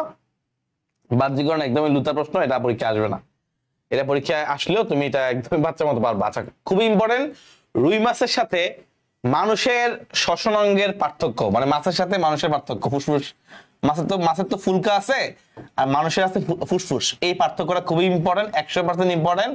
এই পার্থক্যটা তুমি দেখতে পাচ্ছ অনেকগুলা বোর্ডের জন্য ইম্পর্টেন্ট। সো এটা এর আগেও অনেকগুলো বোর্ডে আসছে, প্রতি বছর 2টা করে বোর্ডে আসে। তো ইনশাল্লাহ 2400 দুইটা, যে কোনো 2টা বোর্ডে ইনশাল্লাহ আসবে। সেই জন্য এই পার্থক্যটা তুমি এখান থেকে ইনশাল্লাহ পড়বা। মানুষের সাথে মানে মাছের পার্থক্য এত হাস্যকর লাগবে তোমার কাছে পড়তে, যে ভাই মানুষের এটা আছে আমি জানি, কিন্তু যখন পরীক্ষা আসে হাস্যকর হলেও সবাই 2-3টা লাইনে পয়েন্টের বেশি আর লিখতে পারে না, আর মাথায় ধরে না যে কি আর 6টা পয়েন্ট কিভাবে লিখবো। এই জন্য অবশ্যই বাকি পয়েন্ট গুলো দেখবা, 6টা পয়েন্ট অন্তত পক্ষে পারতে হবে। ওকে, আচ্ছা, সো এইগুলো ইনশাল্লাহ গেল, খুবই ইম্পর্টেন্ট। ভাইয়া এখান থেকে বলতে পারো ভাই এগুলা দরকার নাই, আমরা চলে আসি এরপরে, আমরা চলে আসি পরিপাক প্রক্রিয়াতে। আচ্ছা, পরিপাক প্রক্রিয়া খেয়াল করে দেখো, পরিপাক। আচ্ছা এই ভাই, এই পরিপাকের মধ্যে কিছু গঠন ইম্পর্টেন্ট, আমি গঠনগুলো আলাদা করে বলে দিই। কিছু গঠন ইম্পর্টেন্ট, একটা হচ্ছে পাকস্থলী, একটা গঠন হচ্ছে পাকস্থলী, পাকস্থলীর গঠন ইম্পর্টেন্ট। নাম্বার 2, যকৃতের গঠন ইম্পর্টেন্ট। অগ্ন্যাশয়ের গঠনটা যদিও মোটামুটি ইম্পর্টেন্ট, যেটা পরীক্ষায় তেমন বোর্ডে আসে না, এই জন্য বেসিক্যালি 2টা গঠন সবচেয়ে বেশি ইম্পর্টেন্ট, একটা হচ্ছে পাকস্থলী, একটা যকৃৎ, আরেকটা হচ্ছে ক্ষুদ্রান্ত্রের ভিতরে, ক্ষুদ্রান্ত্রের ভিতরে যে মাইক্রোভিলাই থাকে, ক্ষুদ্রান্ত্রের যে মাইক্রোভিলাই বা ভিলাই, ক্ষুদ্রান্ত মাইক্রোভিলাই না, ক্ষুদ্রান্ত ভিলাই, ক্ষুদ্রান্ত্রের ভিতরে যে ভিলাইগুলো থাকে বা অভিক্ষেপগুলো থাকে, আঙ্গুলের মতো অভিক্ষেপ, এগুলা খুবই ইম্পর্টেন্ট। কারণ এখানে যেহেতু খাদ্যবস্তুর শোষণ হয়, তো যদি পরীক্ষায় খাদ্যবস্তুর শোষণ প্রক্রিয়ার কথা বলে, তখন তোমাকে অবশ্যই সেখানে ক্ষুদ্রান্ত্রের ভিলাইয়ের ছবি আঁকতে হবে। এই জন্য এই 3টা গঠন ইম্পর্টেন্ট। একটা কি বলছি, একটা হচ্ছে পাকস্থলী, একটা হচ্ছে যকৃৎ, আরেকটা হচ্ছে ক্ষুদ্রান্ত্রের ভিলাই, এই পার্টটা ইম্পর্টেন্ট। ঠিক আছে, তো এটা ইনশাআল্লাহ তোমরা ছবিতে আঁকা শিখবা। কেন শিখবা? কারণ যেহেতু শোষণ প্রক্রিয়া যে কোনো একটা পরীক্ষায় আসতে পারে, তো যদি পরীক্ষায় শোষণ থেকে প্রশ্ন আসে, তখন তুমি এই ক্ষুদ্রান্ত্রের ভিলাই অংশটা ইনশাআল্লাহ ভালো করে দেখবা, এই ছবিটা আঁকবা, কারণ এটা ছাড়া বিকল্প ছবি তোমার নাই। ওকে, সো ভিলাই, কারণ এখানে যেহেতু এই ভিলাইটাই মূলত শোষণে হেল্প করে, সো ভিলাইটা ছবিতে আঁকবা। চলে আসি ভাইয়া, এখানে শর্করা পরিপাক, যে কোনো পরিপাক আসতে পারে ভাই, পরিপাক নিয়ে আমি কিছু বলবো না, পরিপাক নিয়ে ভাই বলার কিছু নাই, যে কোনো খাদ্যের পরিপাক আসতে পারে, এটার কোনো ইম্পর্টেন্স কিছু নাই, আলাদা করে বলতে হবে যে এটা আসতে পারে এটা আসবে এমন না। শর্করা, আমিষ, স্নেহ, 3টার পরিপাকের যে কোনো একটা আসতে পারে। তোমাকে আমি যে ওয়ান শট দিছি, পরিপাক অধ্যায় ওয়ান শট করার পরে কারো পরিপাক অধ্যায় বিন্দু মাত্র সমস্যা থাকার কথা না, ইনশাল্লাহ ওই ওয়ান শটটা করলি একদম দেখবার লেখা আছে পরিপাক শোষণ নিউ ওয়ান শট, ওটা করলে ইনশাল্লাহ বিন্দু মাত্র ঝামেলা থাকবে না। বুঝতে পারছো? তো এটা নিয়ে আমি বদার না, এটা নিয়ে আমি চিন্তা করতেছি না যে এটা কি এরা পারবে, ইনশাল্লাহ পারবা, কবাই দিয়ে আসবা ভালো মতো ইনশাল্লাহ। হ্যাঁ, অগ্ন্যাশয় গঠন দেখো, এই যে বললাম না, অগ্ন্যাশয় গঠন যদিও ইম্পর্টেন্ট, সবসময় দেয় না, কিন্তু কুমিল্লা পড়ে দিয়ে দিছে। ধরো পরীক্ষা হলে আসছে অগ্ন্যাশয় গঠনের কথা আসছে, এটা উত্তরটা এরা না, উত্তরটা অন্য জায়গা থেকে উত্তর চলে আসছে, তাই সমস্যা নাই। তো ধরো পরীক্ষার হলে অগ্ন্যাশয় গঠন আসছে, তুমি পরীক্ষা ভুলে গেছো যে ভাইয়া আমার তো অগ্ন্যাশয় থেকে আমার তো মনে নাই আসলে, কিন্তু আমার মনে আছে যে এরকম ডিউডেনামটা এদিকে ছবি ছিল, তো এখানে কোন দিকে একটু অগ্ন্যাশয় এরকম একটা পাতার মতো অঙ্গ সবাই খালি বলছে, যদিও এখানে একটু বাড়তি একটা অংশ আছে, কিন্তু মনে না থাকলে নাই কিছু, পাতা তো একটা পাতা তো রাখতে পারবা, এই পাতা এঁকে দিয়ে আসবা, তাতেই তুমি ইনশাল্লাহ মোটামুটি একটা এক নাম্বার মনে করে পেয়ে গেলা। এবার তুমি কিছু না পারো, তুমি তো জানো অগ্ন্যাশয়ের মধ্যে ওই যে আইলেটস অফ ল্যাঙ্গারহ্যান্সের কথা তুমি জানো, ওখানে 4টা কোষ থাকে, এটা তুমি এমসিকিউর জন্য পড়ছো। আলফা কোষ থেকে গ্লুকাগন নিঃসৃত হয়, বিটা কোষ থেকে ইনসুলিন, এগুলো তুমি পড়ছো। তো এগুলো যদি তুমি পারো, এগুলো মিস করা ভাই আসলে উচিত হবে না। বুঝতে পারছো? এগুলো তখন এগুলো লিখে দিয়ে আসবো ইনশাল্লাহ, এগুলো লিখলে মোটামুটি ইনশাল্লাহ নাম্বার চলে আসবে, এটা নিয়ে প্যারা নাই। আচ্ছা চলে আসি এরপরে, দেখো আমরা এরপরে তোমরা জানো অগ্ন্যাশয়ের মূল নালীটাকে বলা হয় উইটসাং ডাক্ট, তাই না? উইটসাং নালী পারবা, যে কোনো পরিপাক প্রক্রিয়া আসলে পারবা, এটা আমি তোমাকে ইনশাল্লাহ ওখান থেকে পড়াইছি, এগুলো আমি এখন বলবো না, আমি তোমাকে সকল পরিপাক প্রক্রিয়া সুন্দর করে ওয়ান শটে পড়াইছি, একদম জোস হয়ে পড়াইছি, এর বেশি লাগবে না, যে কোনো পরিপাক প্রক্রিয়া আসতে পারে। এখানে একটা প্রশ্ন যেটা বলতেছিলাম, এই যে যকৃতের, এটা খুবই ইম্পর্টেন্ট, এটা আরেকটা ইনফিনিটি স্টার প্রশ্ন। এটা যদি পরীক্ষা আসে, যকৃতের বিপাকীয় সঞ্চয় ভূমিকা আলাদা করে লিখবা, বিপাকীয় ভূমিকা থেকে কয়েকটা পয়েন্ট লিখবা, যেমন এখানে শুরুতে সঞ্চয় ভূমিকা লেখা আছে, এরকম ফার্স্টে ধরো বিপাকীয় ভূমিকা লিখবা 4-5টা পয়েন্ট, খুব বেশি ব্যাখ্যা লিখতে হবে এমন না, পয়েন্টের হেডিং এর মাধ্যমে একটু লাইন লিখে দিবা জিনিসটা কি হয়। যেমন ধরো অনেকগুলো গ্লুকোজকে জমায়ে গ্লাইকোজেন তৈরি করে, গ্লাইকোজেন হিসেবে জমা করে, অথবা গ্লাইকোজেনকে ভেঙে গ্লুকোজ তৈরি করে, এই লাইনগুলো এইভাবে লিখবা, তাহলে তোমার একটা পয়েন্ট আকারে লিখে লিখে ব্যাখ্যা লিখতে হবে না, সহজ মানে সহজের মধ্যে কাজটা হয়ে যাবে। কারণ কি, যদি শুধুমাত্র একটা ভাগ আসে যে বিপাকীয় ভূমিকা, তখন তুমি পয়েন্ট লিখে লিখে ব্যাখ্যা লিখতে পারো। আর যখন তোমার দুইটা ভাগই আসবে, নাম্বার তো বেশি না ভাই, সর্বোচ্চ 4 নাম্বার, তখন তুমি প্রত্যেকটা একবার এটার জন্য পয়েন্ট লিখে লিখে ব্যাখ্যা লিখবা, একবার ওটার জন্য লিখবা, না ভাই দরকার নাই, এটার জন্য ডাইরেক্ট পয়েন্ট একটা লাইন 4টা-5টা, ওটার জন্য ডাইরেক্ট 4-5টা লাইন শেষ।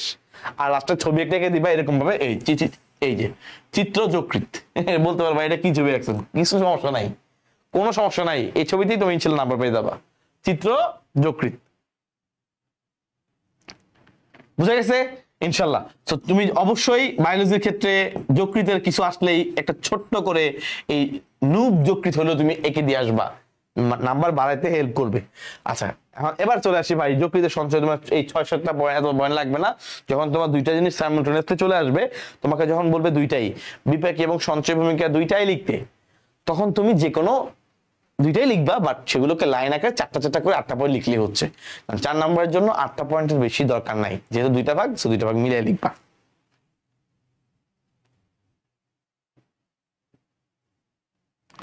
আচ্ছা একজন বলছে যে সম্ভবত আমরা ওয়ান শট, তাওয়াসুম বলছিল ভাইয়া আপনার ওয়ান শট ক্লাসটাই এতক্ষণ করতেছিলাম, ভেরি গুড তাওয়াসুম।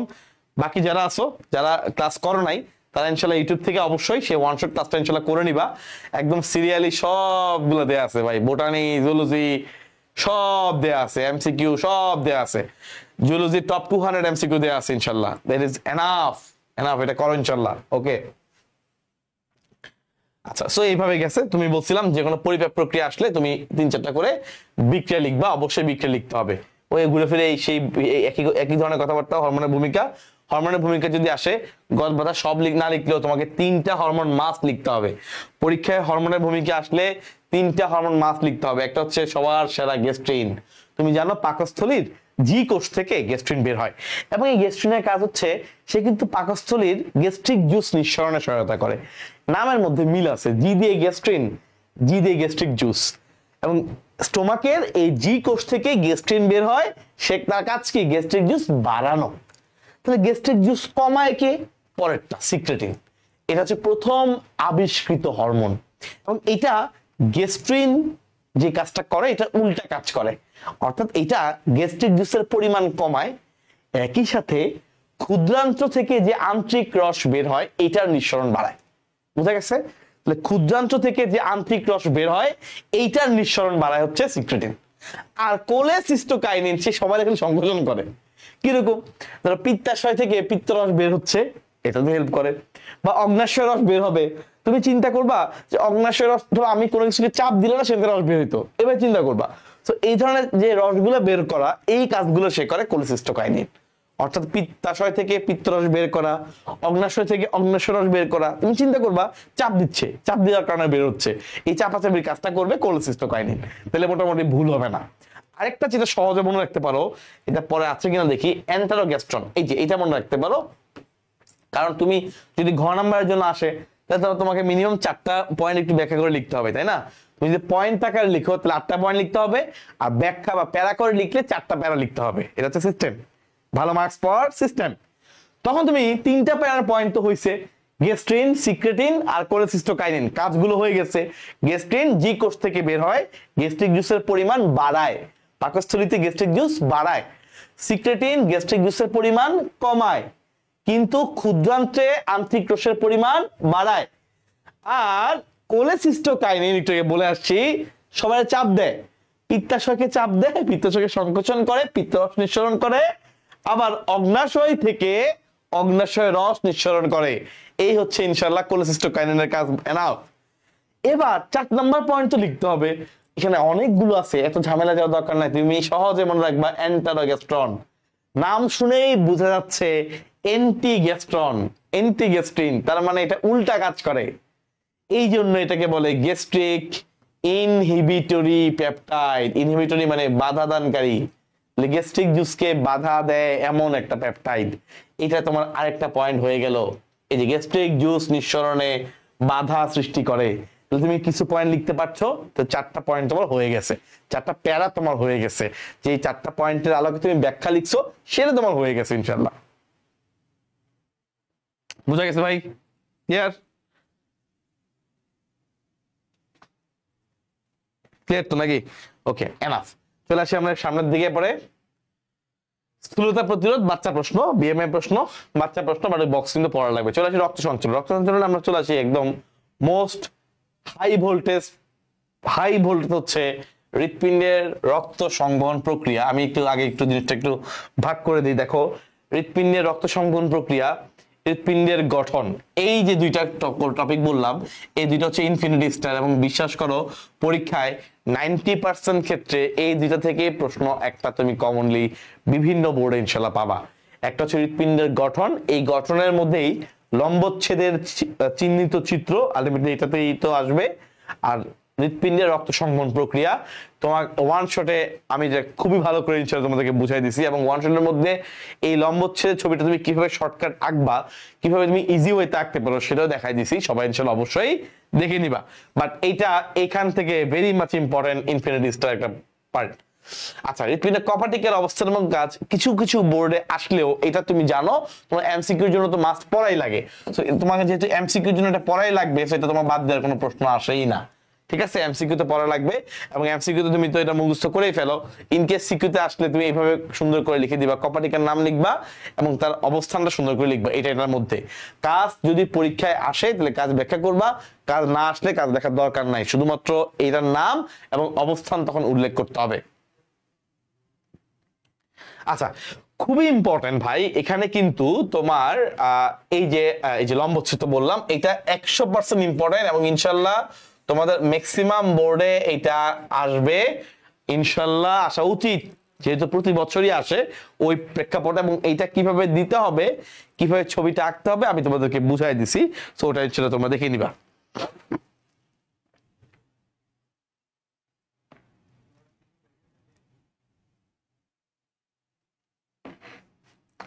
আচ্ছা ঠিক আছে, এবার চলে আসি ভাইয়া সামনের দিকে। দেখো এখানে হৃৎপিণ্ডের আমাদের এই অধ্যায়ের হৃৎপিণ্ড পার্টটাই মোস্ট ইম্পর্টেন্ট। এরপরে এখানে রক্তকণিকা গুলো ব্যাখ্যা আছে, এগুলো আমি তোমাদেরকে পড়াইছি, সেগুলো একবার দেখে নিবা। বাট খুব বেশি জোর দিতে হবে এমন না।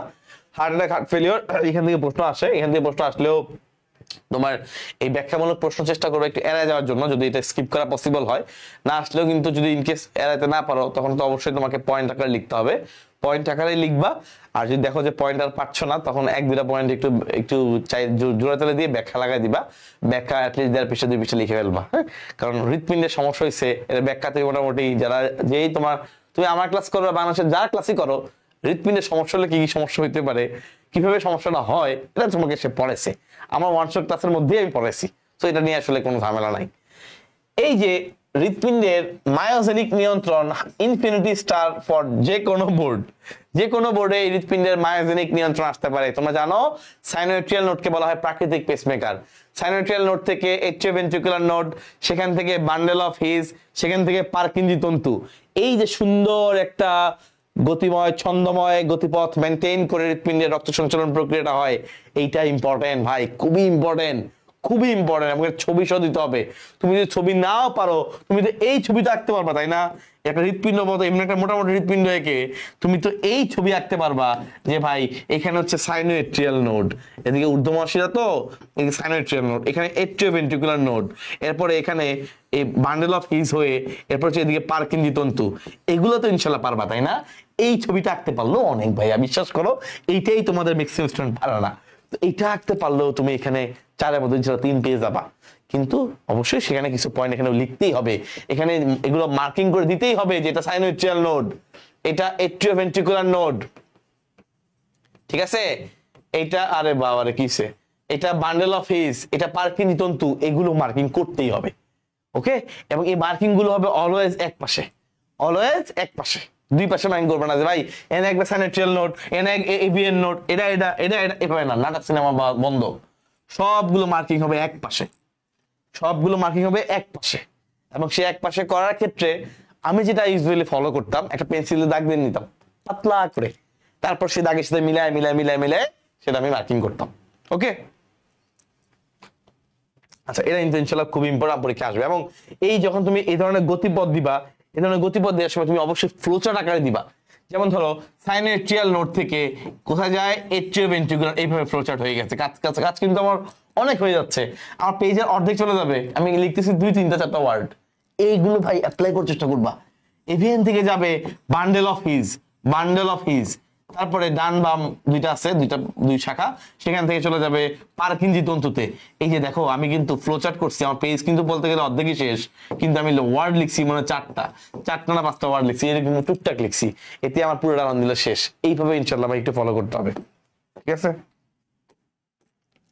ওকে, লেসেন থেকে এভিএন, এভিএন থেকে বান্ডেল অফ হিজ, বাংলা ফিজ থেকে হচ্ছে পারকিনজি তন্তু, এই হচ্ছে মোটামুটি আমাদের সিরিয়াল, এইভাবে ইনশাআল্লাহ মেনটেন করতে হবে। এবং এটা পরীক্ষায় অনেক বোর্ডে আসবে, এই জন্য আমি তোমাকে স্পেসিফিক্যালি বলে দিলাম এই প্যাটার্নে তুমি এটা লিখবা, তাহলে তুমি ভালো মার্কস পাবা।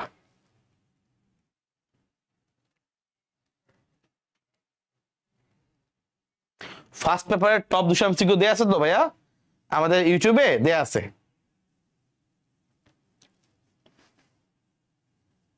ওকে, ইনশাআল্লাহ, ভেরি গুড। চলেন আমরা সামনের দিকে আগাই। হৃৎপিণ্ডের রক্ত সংবহন প্রক্রিয়া তোমাকে এটা পড়াইছি, জোস ভাবে ইনশাআল্লাহ পড়াইছি, ওটা পড়লেই এনাফ। কিভাবে হয়, তুমি যদি এখন সব ডালাভাবে পুরো একবারে বইয়ের ভাষা লিখতে চাও তাহলে সময় পাবা না। তো এই জন্য আমি তোমাকে যখন যেভাবে দেখাইছি, যেভাবে রক্তটা ঢুকে, জাস্ট তোমার ইমাজিনেশন থেকে তুমি ওভাবে লিখবা, যেখান থেকে ঢুকছে, কপাটে খুলছে, এভাবে আসছে, এইভাবে যে তুমি পড়ছো ওটা তুমি ইনশাআল্লাহ লিখবা 4টা ভাগে ভাগ করে, systole, atrium diastole, ventricular systole, ventricular diastole, এই 4টা ভাগ ছিল, ভাগাকারে করে তুমি লিখবে ইনশাআল্লাহ। বাট তুমি যাই করো না কেন ছবি আঁকতে হবে ভাই, ছবি আঁকলে এখানে মার্কস পাবা। ছবি আঁকা ছাড়া এখানে 4-এর মধ্যে কখনোই 4 পাবা না, ছবি আঁকলে এমন হতে পারে 4 পেতে পারো। তো এখানে অবশ্যই এটা মাথায় রাখতে হবে। এটা ছবি খুব সুন্দর হইতে হবে না, কারণ যেহেতু এখানে সংবহন প্রক্রিয়াটাই ইম্পর্টেন্ট, সেখানে এই জন্য ছবিটা এখানে খুব সুন্দর হইতে হবে এমন না, মোটামুটি ছবি হইলেই হবে। বাট ওই যদি তোমার লম্বচ্ছেদ আসে তখন তোমার ছবিটা ভালো হইতে হবে, কারণ ওইটা লম্বচ্ছেদের ছবিটাই হচ্ছে নাম্বার, এই ছবিটাতে 3-3। ওকে, আর ছবিটা যদি ভালো না হয় তোমার নাম্বার কমে যাবে, এটা খুবই সিম্পল, খুবই ন্যাচারাল। আচ্ছা, চলে আসি ভাই এরপরে কৃত্রিম পেসমেকারের ভূমিকা, একদম সহজ প্রশ্ন, এগুলা জাস্ট একদমই ভাইটাল প্রশ্নগুলো হচ্ছে এই অধ্যায় থেকে আমি এখানে আনছি। এই যে রক্তকণিকার পার্থক্য, যে কোনো রক্তকণিকার 2টা পার্থক্য আসতে পারে, ইউজুয়ালি এখানে ডাব্লিউবিসি এবং অনুচক্রিকা, এটা আসলে এর আগে বিভিন্ন বোর্ডে আসছে, এই জন্য এটা আনা হয়েছে। বাট যে কোনো রক্তকণিকার পার্থক্য আসতে পারে। রক্তকণিকার পার্থক্য আসলে প্রথমে তুমি কিছু জিনিস চিন্তা করবা, কিছু জিনিস চিন্তা করলে পার্থক্যটা তোমার ইজি হয়ে যাবে। কিরকম? তুমি চিন্তা করবা রক্তকণিকার সংখ্যায় পার্থক্য আছে কিনা। হ্যাঁ ভাই, আমরা সবাই জানি যে প্রতি ঘন মিলিমিটারে আরবিসি থাকে ধরেন 50 লক্ষ, ডাব্লিউবিসি থাকে 4 থেকে 11,000, অনুচক্রিকা থাকে ধরেন 2.5 থেকে 4 লাখ বা 3 লাখ, এরকম। তো সংখ্যার তো পার্থক্য আছেই, তাহলে এটা একটা বড় পার্থক্য। নাম্বার 2, প্রত্যেকটার আকারে পার্থক্য আছে।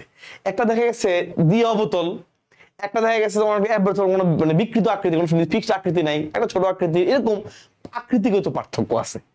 নাম্বার 3, এদের নিউক্লিয়াসগত পার্থক্য আছে। যেমন লোহিত রক্তকণিকা আর অনুচক্রিকায় নিউক্লিয়াস থাকে না, আবার শ্বেত রক্তকণিকায় নিউক্লিয়াস আছে, তো এইটা একটা পার্থক্য আছে। নাম্বার 4, এদের প্রকারভেদে পার্থক্য আছে, যেমন ওই দুইটার মধ্যে প্রকারভেদ নাই, এর মধ্যে প্রকারভেদের পার্থক্য আছে। শ্বেত রক্তকণিকায় অনেকগুলো ভাগ টাগ আছে, রাইট, নিউক্লিয়াসে নিউট্রোফিল, এই ফিল, সেই দানাদার অনেকগুলো ভাগ আছে, এইটার একটা পার্থক্য আছে। নাম্বার এরপরটা হচ্ছে ভাই উৎপত্তি, এদের উৎপত্তি বা নষ্ট কোথায় কোনটা গিয়ে কোথায় ধ্বংস হয়, এর একটা পার্থক্য আছে। এরপর লাইফ স্প্যান, যে কোনটা কতদিন বাঁচে, একটা 120 দিন বাঁচে, একটা অমুক দিন, একটা তমুক দিন, এই যে 4-5 দিন, এই যে কদিন বাঁচে, এটা একটা পার্থক্য হইতে পারে। কাজ যে আছে ভাই, কাজ দিয়ে তুমি 6-7টা পার্থক্য বানাতে পারবা, কিছু না পারলেও। তো তুমি লিখতে পারো যে লোহিত রক্তকণিকা অক্সিজেন পরিবহন করে, তখন তুমি যদি ডাব্লিউবিসি তে তুমি যদি এই পার্থক্যটা লেখো যে ডাব্লিউবিসি অক্সিজেন পরিবহন করে না, এই তো পার্থক্য হয়ে গেল। তুমি লিখলা যে অনুচক্রিকা রক্ততঞ্চন ঘটায়, ডাব্লিউবিসি রক্ততঞ্চন ঘটায় না, পার্থক্য হয়ে গেল। তুমি বললা ডাব্লিউবিসি ফ্যাগোসাইটোসিস করে, অনুচক্রিয়া করে না, শেষ। এই যে একটা, তুমি যদি একটার কাজ পারো ওটা তোমার, ওটা দিয়ে 4টা পয়েন্ট হয়ে যাবে। আরেকটা কাজ পারলে সেটা দিয়ে আরো 4টা পয়েন্ট হয়ে যাবে, তাহলে পার্থক্য কিন্তু আরো বাড়বে। তুমি কিন্তু যদি কিছুই না পারো এই কাজগুলো দিয়ে হলেও পার্থক্য লিখতে পারবা। বোঝা গেছে? তুমি পরীক্ষায় তুমি জানো যে হেপারিন রক্ত জমাট বাঁধতে দেয় না, আমার শরীরের মধ্যে রক্তটা জমাট বাঁধে না, হেপারিন আছে বলে তুমি এটা একটা পার্থক্য লিখতে পারো, এটা তো অবশ্যই WBC এর একটা অংশ, কিন্তু এই কাজটা তো অনুচক্রিকা করে না, এটা একটা পার্থক্য, তাই না? এইভাবে ইনশাআল্লাহ তুমি পার্থক্যগুলোকে সুন্দর করে সাজাতে পারো। আবার অনুচক্রিকা থেকে সেরাটোনিন বের হয়, সে রক্তনালীর সংকোচন ঘটায়, এটা আবার RBC বা WBC থেকে বের হয় না। RBC কার্বন ডাই অক্সাইডও পরিবহন করে অল্প পরিমাণ হলেও, এটা আবার তারা করে না। RBC হিমোগ্লোবিন আছে, রং লাল, WBC রং সাদা, এর অনুচক্রিকার রং লাল না, কারণ কি হিমোগ্লোবিন নাই। এইভাবে তুমি ভাইয়া পাঠ্যগুলো একদম ইজিলি ইনশাআল্লাহ পারবা। ওকে, ঠিক আছে ইনশাআল্লাহ। চলে আসি আমরা এরপরে হার্ট ফেলিওর, এগুলো একদম বাচ্চা রক্তদমন প্রক্রিয়াটা মোটামুটি দেখবা, খুবই ইম্পর্টেন্ট। চলনা অঙ্গ চালনা থেকে দেখো আদর্শ কশরুকা, এটা কিন্তু আসছে। আমি তোমাদেরকে ওয়ান শট ক্লাসে কিন্তু বলে দিছি যে এই আমার যে চলনের যে লেটেস্ট ওয়ান শট ক্লাসটা আছে, এই লেটেস্ট ওয়ান শট ক্লাসটা কিন্তু আগেরটার চেয়ে অনেক বেশি গুছানো, কিন্তু এখানে আমি আদর্শ কশরুকার অংশটা এই অংশ দেখাই নেই। এই জন্য জাস্ট এই একটা কারণে আমি আগের ওয়ান শট ক্লাসটাকে ডিলিট করি নাই, আগের ওয়ান শট ক্লাসটা রেখে দিছি, কারণ ওই ওয়ান শট ক্লাসে আদর্শ কশরুকার অংশটা আমি এই এইচএসসির আকারে পড়াইছি। তো এই জন্য তোমরা এখানে মেইন ওয়ান শট ক্লাসটা করবা, চলন অঙ্গ চালনার করার পরে এই কশরুকার পার্টটা তোমরা ওই অংশটাকে কেটে দেখে নিবা, টান দিয়ে দেখে নিবা কশরুকার পার্টটা। তারপর তোমার ইনশাআল্লাহ ছবিটা আমি তো ছবির ক্লাসে ইনশাআল্লাহ আঁকাবো, ছবির অংশ আমি দেখাই দিব, তোমার ইনশাআল্লাহ প্যারা হবে না, ঠিক আছে? আচ্ছা, ওখানে ওই ক্লাসের ওই অংশে আমি তোমাকে এই ওয়ান শটের মধ্যে এই কশরুকার পার্টটা তোমাকে দেখাই দিব, হ্যাঁ, জুলজির সকল ছবির ওই ক্লাসের মধ্যে।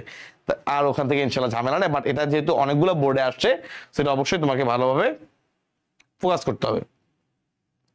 আচ্ছা, চলে আসি আমরা এরপরে দেখি, আমরা আদর্শ কশরুকার পরে এখান থেকে ঐচ্ছিক পেশির গঠন। ভাই মনে রাখবা চলন অধ্যায় থেকে এই ঐচ্ছিক পেশির গঠন খুবই ইম্পর্টেন্ট।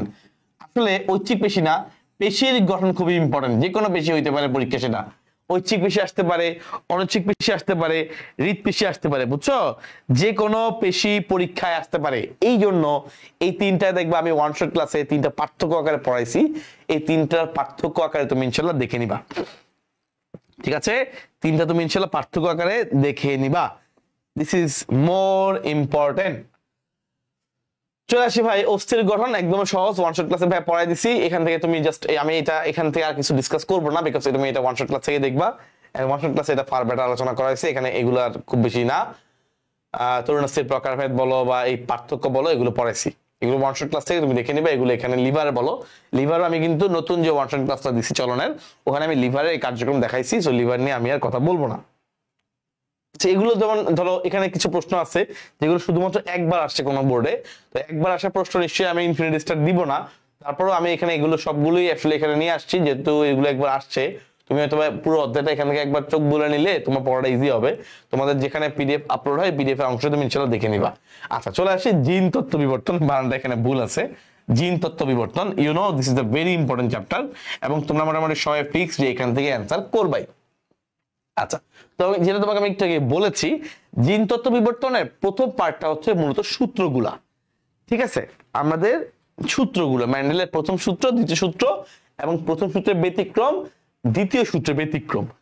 এরপরে যে পার্টটা এক্স লিঙ্ক ঘটিত বিভিন্ন রোগগুলো আছে, তোমরা জানো যে বলা আছে এখানে সুন্দর সুন্দর কিছু, মানে সুন্দর বলতে খারাপ খারাপ কিছু রোগ এখানে আছে, বাট এগুলো ওই মিলাইতে সুন্দর আর কি, মানে মিলানোটা ইজি হয়ে যায়। তোমার যে ধরো একজনের পুরুষ আক্রান্ত, মহিলা বাহক, এগুলো কিভাবে মিলাইতে হয় একদম এক্সিলেন্ট ভাবে তোমাদের ওয়ান শট ক্লাসে ভাই দিয়েছি, ইনশাআল্লাহ দেখলেই একদম বস হয়ে যাবে এই ক্লাসটা। এবং আমি হঠাৎ করে তাকায় দেখলাম ওই দিন ইউটিউবের মধ্যে এই ক্লাসটাই সবচেয়ে বেশি পরিমাণে মানুষজন ক্লাস করতেছে। দেখলাম কিরে, হুট করে দেখি রাতেবেলা প্রায় 26,000 স্টুডেন্ট একসাথে এই জিন তত্ত্ব বিবর্তন ক্লাস করতেছে।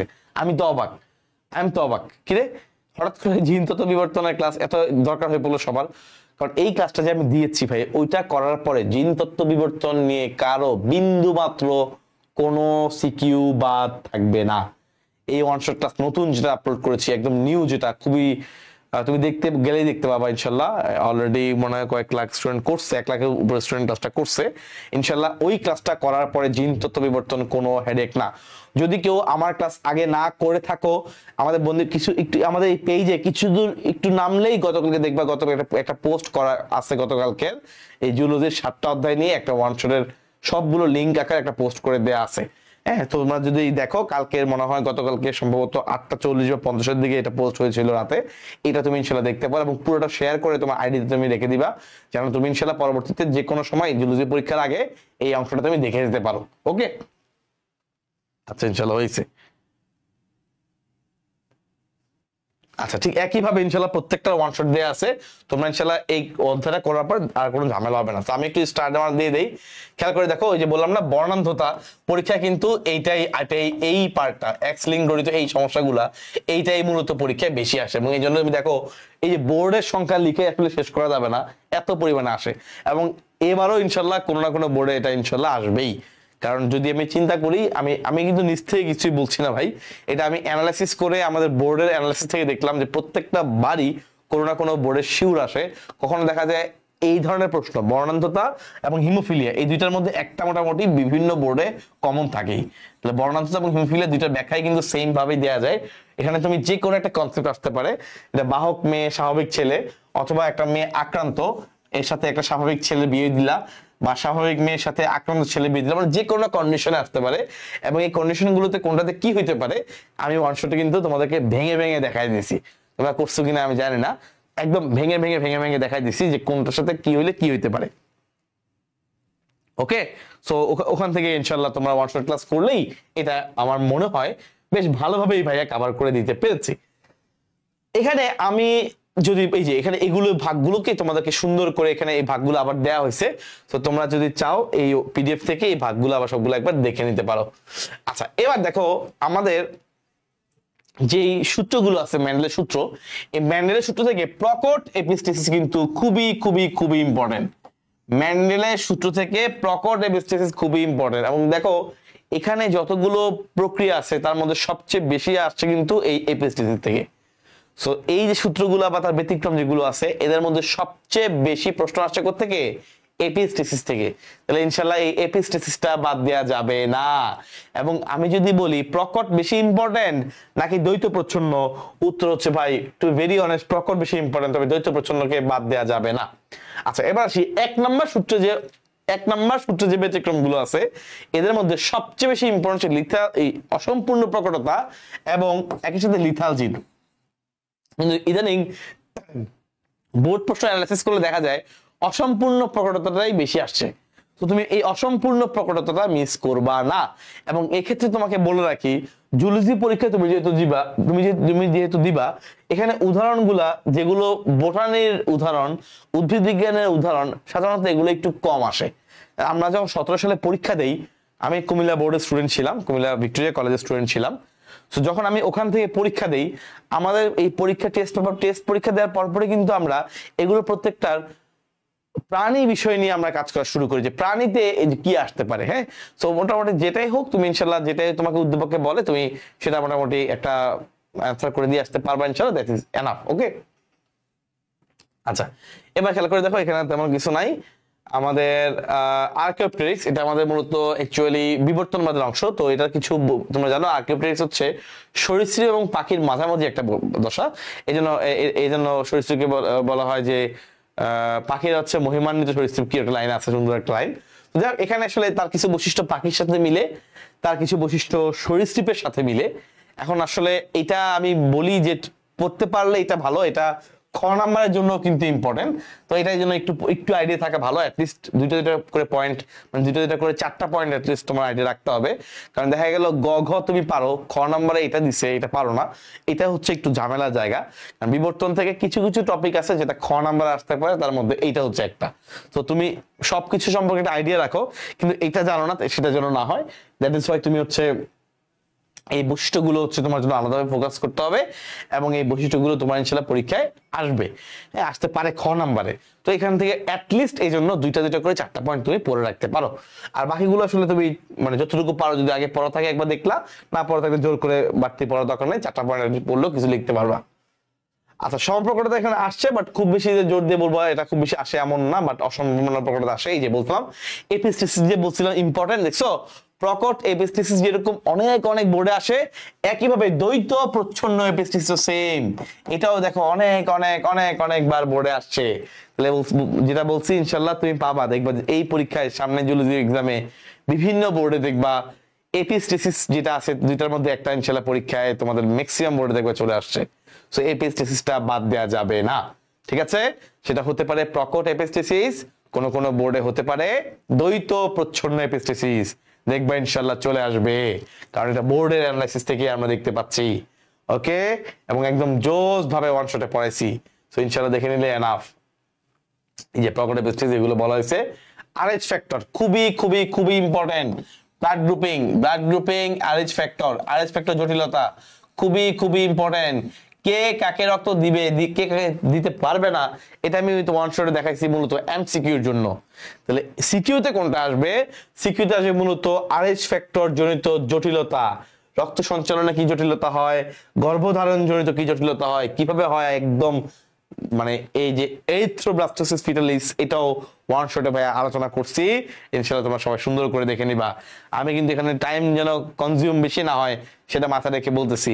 যে শুরুর অধ্যায়গুলো ভাই তাহলে এত বেশি কেন বলছেন? কারণ শুরুর অধ্যায় কিন্তু আমি তোমাকে একদম কিভাবে তুমি প্রশ্নগুলো লিখবা তার A to Z আলোচনা করেছি, যে এইভাবে লিখলে তুমি ভালো মার্কস পাবা। সো প্রথম দিকে তোমাকে আমি প্যাটার্নগুলো ধরাই দিছি, ওই প্যাটার্নে তুমি প্রত্যেকটা অধ্যায় ইনশাআল্লাহ লিখবা। এই জন্য প্রত্যেকটা অধ্যায় তোমার ওই একই প্যাটার্নে তোমার চলবে, তুমি বেশ ভালো মার্কস নিয়ে সিকিউতে অনেক ভালো মার্কস নিয়ে তুমি বের হতে পারবা।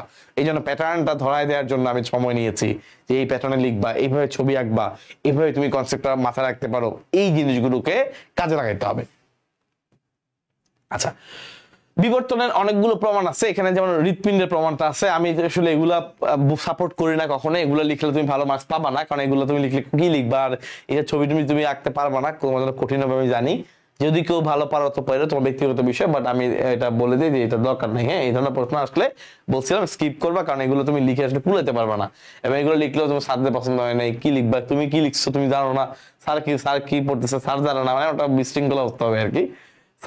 স্যার জানে নাম্বার কমাই দিবে আর কি, কারণ তুমি তো ওরকম পারফেক্ট লিখতে পারবা না। এটা তুমি এই ধরনের প্রকট এপিস্টেসিস বা ওই এপিস্টেসিস যে কিছু আসলে যেভাবে তুমি মিলে চেকআউট করে দিতে পারবা, এটা তো তুমি নিশ্চয়ই এরকম পারবা না। ওখানে 4 পাই, এখানে 4-2, সো এটা তোমার জন্য একটা হ্যাম্পার হবে, মার্কের বেশ ভালো ক্ষতির কারণ হবে। এই জন্য চেষ্টা করো বিবর্তনের এই অংশ থেকে প্রশ্ন অ্যান্সার না করতে, এটা না করাটাই বুদ্ধিমানের কাজ হবে, ঠিক আছে? সো এখানে এখানে তোমাদেরকে এগুলো হচ্ছে সেই সেই তোমার এসব বুংবাং তোমার এগুলো আছে। হ্যাঁ, এই যে তোমার সমস্ত এগুলো এমসিকিউ তে পড়াইছি, এগুলো এমসিকিউ পার্টে আছে। নিষ্ক্রিয় অঙ্গগুলো আছে যেগুলো একদম হারাই গেছে। পরিপূরক জিন মোটামুটি ইম্পর্টেন্ট, খুব বেশি ইম্পর্টেন্ট না হলেও পলিজেনিক ইনহেরিটেন্সও মাঝে মধ্যে 2-1 পর জায়গায় আসতে পারে, বাট খুব বেশি জরুরি না। আমাদের এখানে দ্বিতীয় সূত্রের প্রমাণ, প্রথম সূত্রের প্রমাণ, এগুলো তো একদমই সহজ প্রশ্ন। আমরা যখনই কোনোটা ব্যতিক্রম পড়ি, সে ব্যতিক্রম পড়ার সময় কিন্তু আমরা আগে মেইন জিনিসটা পড়ে এরপর ব্যতিক্রম গুলো পড়ছি, এবং ওয়ান শট ক্লাস করলে আসলে ভাই এখানে কোনো জায়গাতেই তোমার সমস্যা ছিল থাকবে না। আর টপ 200 এমসিকিউ করার পরে এগুলো এই পার্টগুলো কিন্তু এমসিকিউ তে আসে। সো টপ 200 এমসিকিউ করার পরে এই জায়গাগুলো ইনশাআল্লাহ সমস্যা থাকবে না, বুঝা গেছে? সো অ্যাকচুয়ালি আমরা বায়োলজি যারা আছি, আমি এবং হৃদয়, আমরা কিন্তু তোমাদের জন্য মোটামুটি সিকিউ এমসিকিউ সব একদম আগেই গুছিয়ে রাখছি। কারণ পরীক্ষার আগে তোমার জন্য আমাদের নতুন করে ম্যারাথন অংশ, নতুন করে আবার খুব বেশি কিছু বলতে না হয়। আমি চাইলে তোমার জন্য 7 ঘন্টা ক্লাস নিতে পারবো, যে ভাই প্রত্যেকটা অধ্যায়ে তোমাকে আমরা নতুন করে পড়াই দিই, নো নিড। তোমাদের জন্য একদম সবকিছু কমপ্লিট আকারে যেভাবে গুছাই দেওয়া হয়েছে, এবং আজকে ইনশাআল্লাহ খুব জরুরি ছিল আজকে এই অ্যানালাইসিস পার্টটা। তুমি এখন কিন্তু একটা বুঝে গেছো যে এই চ্যাপ্টার থেকে এই জিনিসগুলো বারবার আসে। তুমি যখন এখন পড়তে যাবা তখন তোমার কাছে দেখবা এই জিনিসগুলো ফোকাস দিতে বেশি ভালো লাগবে, এবং ইনশাআল্লাহ তুমি পরীক্ষায় দেখবা এই জায়গাগুলো থেকেই প্রশ্ন বেশি আসবে, এবং ইউজুয়ালি দেখবার ম্যাক্সিমাম প্রশ্ন এগুলো থেকেই আসছে। তো যদি কোনো না কোনো বোর্ডে একটু উল্টাপাল্টা করার চেষ্টা করে, যে দেখি আমরা একটু বাজায় দেখি, একটু বায়োলজি ওরা কেমন পারে, একটু উল্টাপাল্টা প্রশ্ন করি, এটা যদি না করে, তাহলে ম্যাক্সিমাম বোর্ডে এই যে আমি কথাগুলো আজকে বললাম, যে প্রশ্নগুলো আমি ইম্পর্টেন্ট দিলাম, যেগুলো বারবার বোর্ডে আসে দেখাই দিলাম, যে ছবিগুলো লাগবে তোমাকে বলে দিলাম, ইনশাল্লাহ তার মধ্য থেকেই তুমি পরীক্ষায় শতভাগ কমন ইনশাল্লাহ পেতে পারো, যদি ইনশাল্লাহ আমাদের সাধারণ গতি ধারায় প্রশ্নগুলো হয়। এবং যদি কোনো বোর্ড একটু ঝামেলা করে বসে, যে তাদের একটু ঢং হইলো, একটু নাটক করলো, এটা যদি না করে, তাহলে ইনশাল্লাহ এটাই আমাদের নর্মালি আমরা কমন ইনশাল্লাহ পাবো, ঠিক আছে? তো আশা করি সবাই একটা বেশ ভালো ইনশাল্লাহ একটা আইডিয়া পেয়েছো, এবং তোমাদের সাথে এই ওয়ান শট ক্লাস সবগুলো লিঙ্ক দেওয়া আছে, তোমরা আমার যে কোনো অধ্যায়ের নাম লিখে আমার নাম লিখে সার্চ করলে, ওয়ান শট লিখে সার্চ করলে ইনশাল্লাহ পেয়ে যাবা। তোমরা ক্লাসগুলো করো ইনশাল্লাহ, দরকার হলে 2x স্পিড দিয়ে করো, তাও করো, একটা ভালো আইডিয়া হবে, একটা ভালো একটা তুমি কনসেপ্ট পাওয়া কিভাবে লিখতে হবে, সবকিছু মিলে ইনশাল্লাহ বেশ ভালো প্রিপারেশন তোমার হয়ে যাবে। আর মেডিকেল যদি আসলে তোমার টার্গেট হয়ে থাকে, ইনশাল্লাহ তুমি মেরিটুপস এর মাধ্যমে আমাদের সাথে প্রিপারেশন নিবা। আর 26 ব্যাচে যারা আছে ওদের জন্য টার্গেট ডিএমসি প্রি মেডিকেল সামনে ইনশাল্লাহ আসছে। সবার এইচএসসি পরীক্ষা অনেক ভালো হোক, এবং ইনশাল্লাহ সেই অনেক ভালো বলতে বায়োলজি তোমরা একদম ফাটাই দিয়ে আসো। কারণ কি, কারণ বায়োলজি ভালো হলে ইনশাল্লাহ তোমার মধ্যে একটা মেন্টালি একটা ফোর্স কাজ করবে যে আমি ইনশাল্লাহ মোটিভ কাজ করবে, আমি তো পারছি ইনশাল্লাহ, আমি যে মেডিকেলের স্বপ্ন দেখেছিলাম ইনশাল্লাহ I will try my best to go there. So ইনশাল্লাহ তুমি পারবে। তোমাদেরকে সর্বোচ্চ গাইডলাইন করার জন্য আমরা নিজেরা ঢাকা মেডিকেলের ইনশাল্লাহ আমরা আছি। গত প্রায় 6-7 বছর ধরে আমরা যাদেরকে পড়াচ্ছি তারা এখন ঢাকা মেডিকেলে যাচ্ছে, এবং তাদের অনেকেই এখন আবার স্টুডেন্টদেরকে পড়াচ্ছে।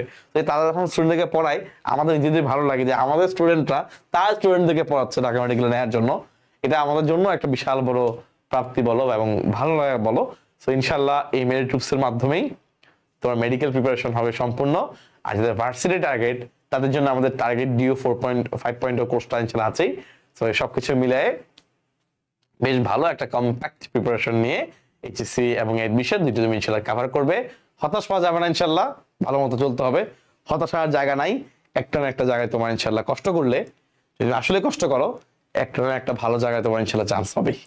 ওকে, সবাই অনেক ভালো থাকেন, সুস্থ থাকেন, আল্লাহ হাফেজ।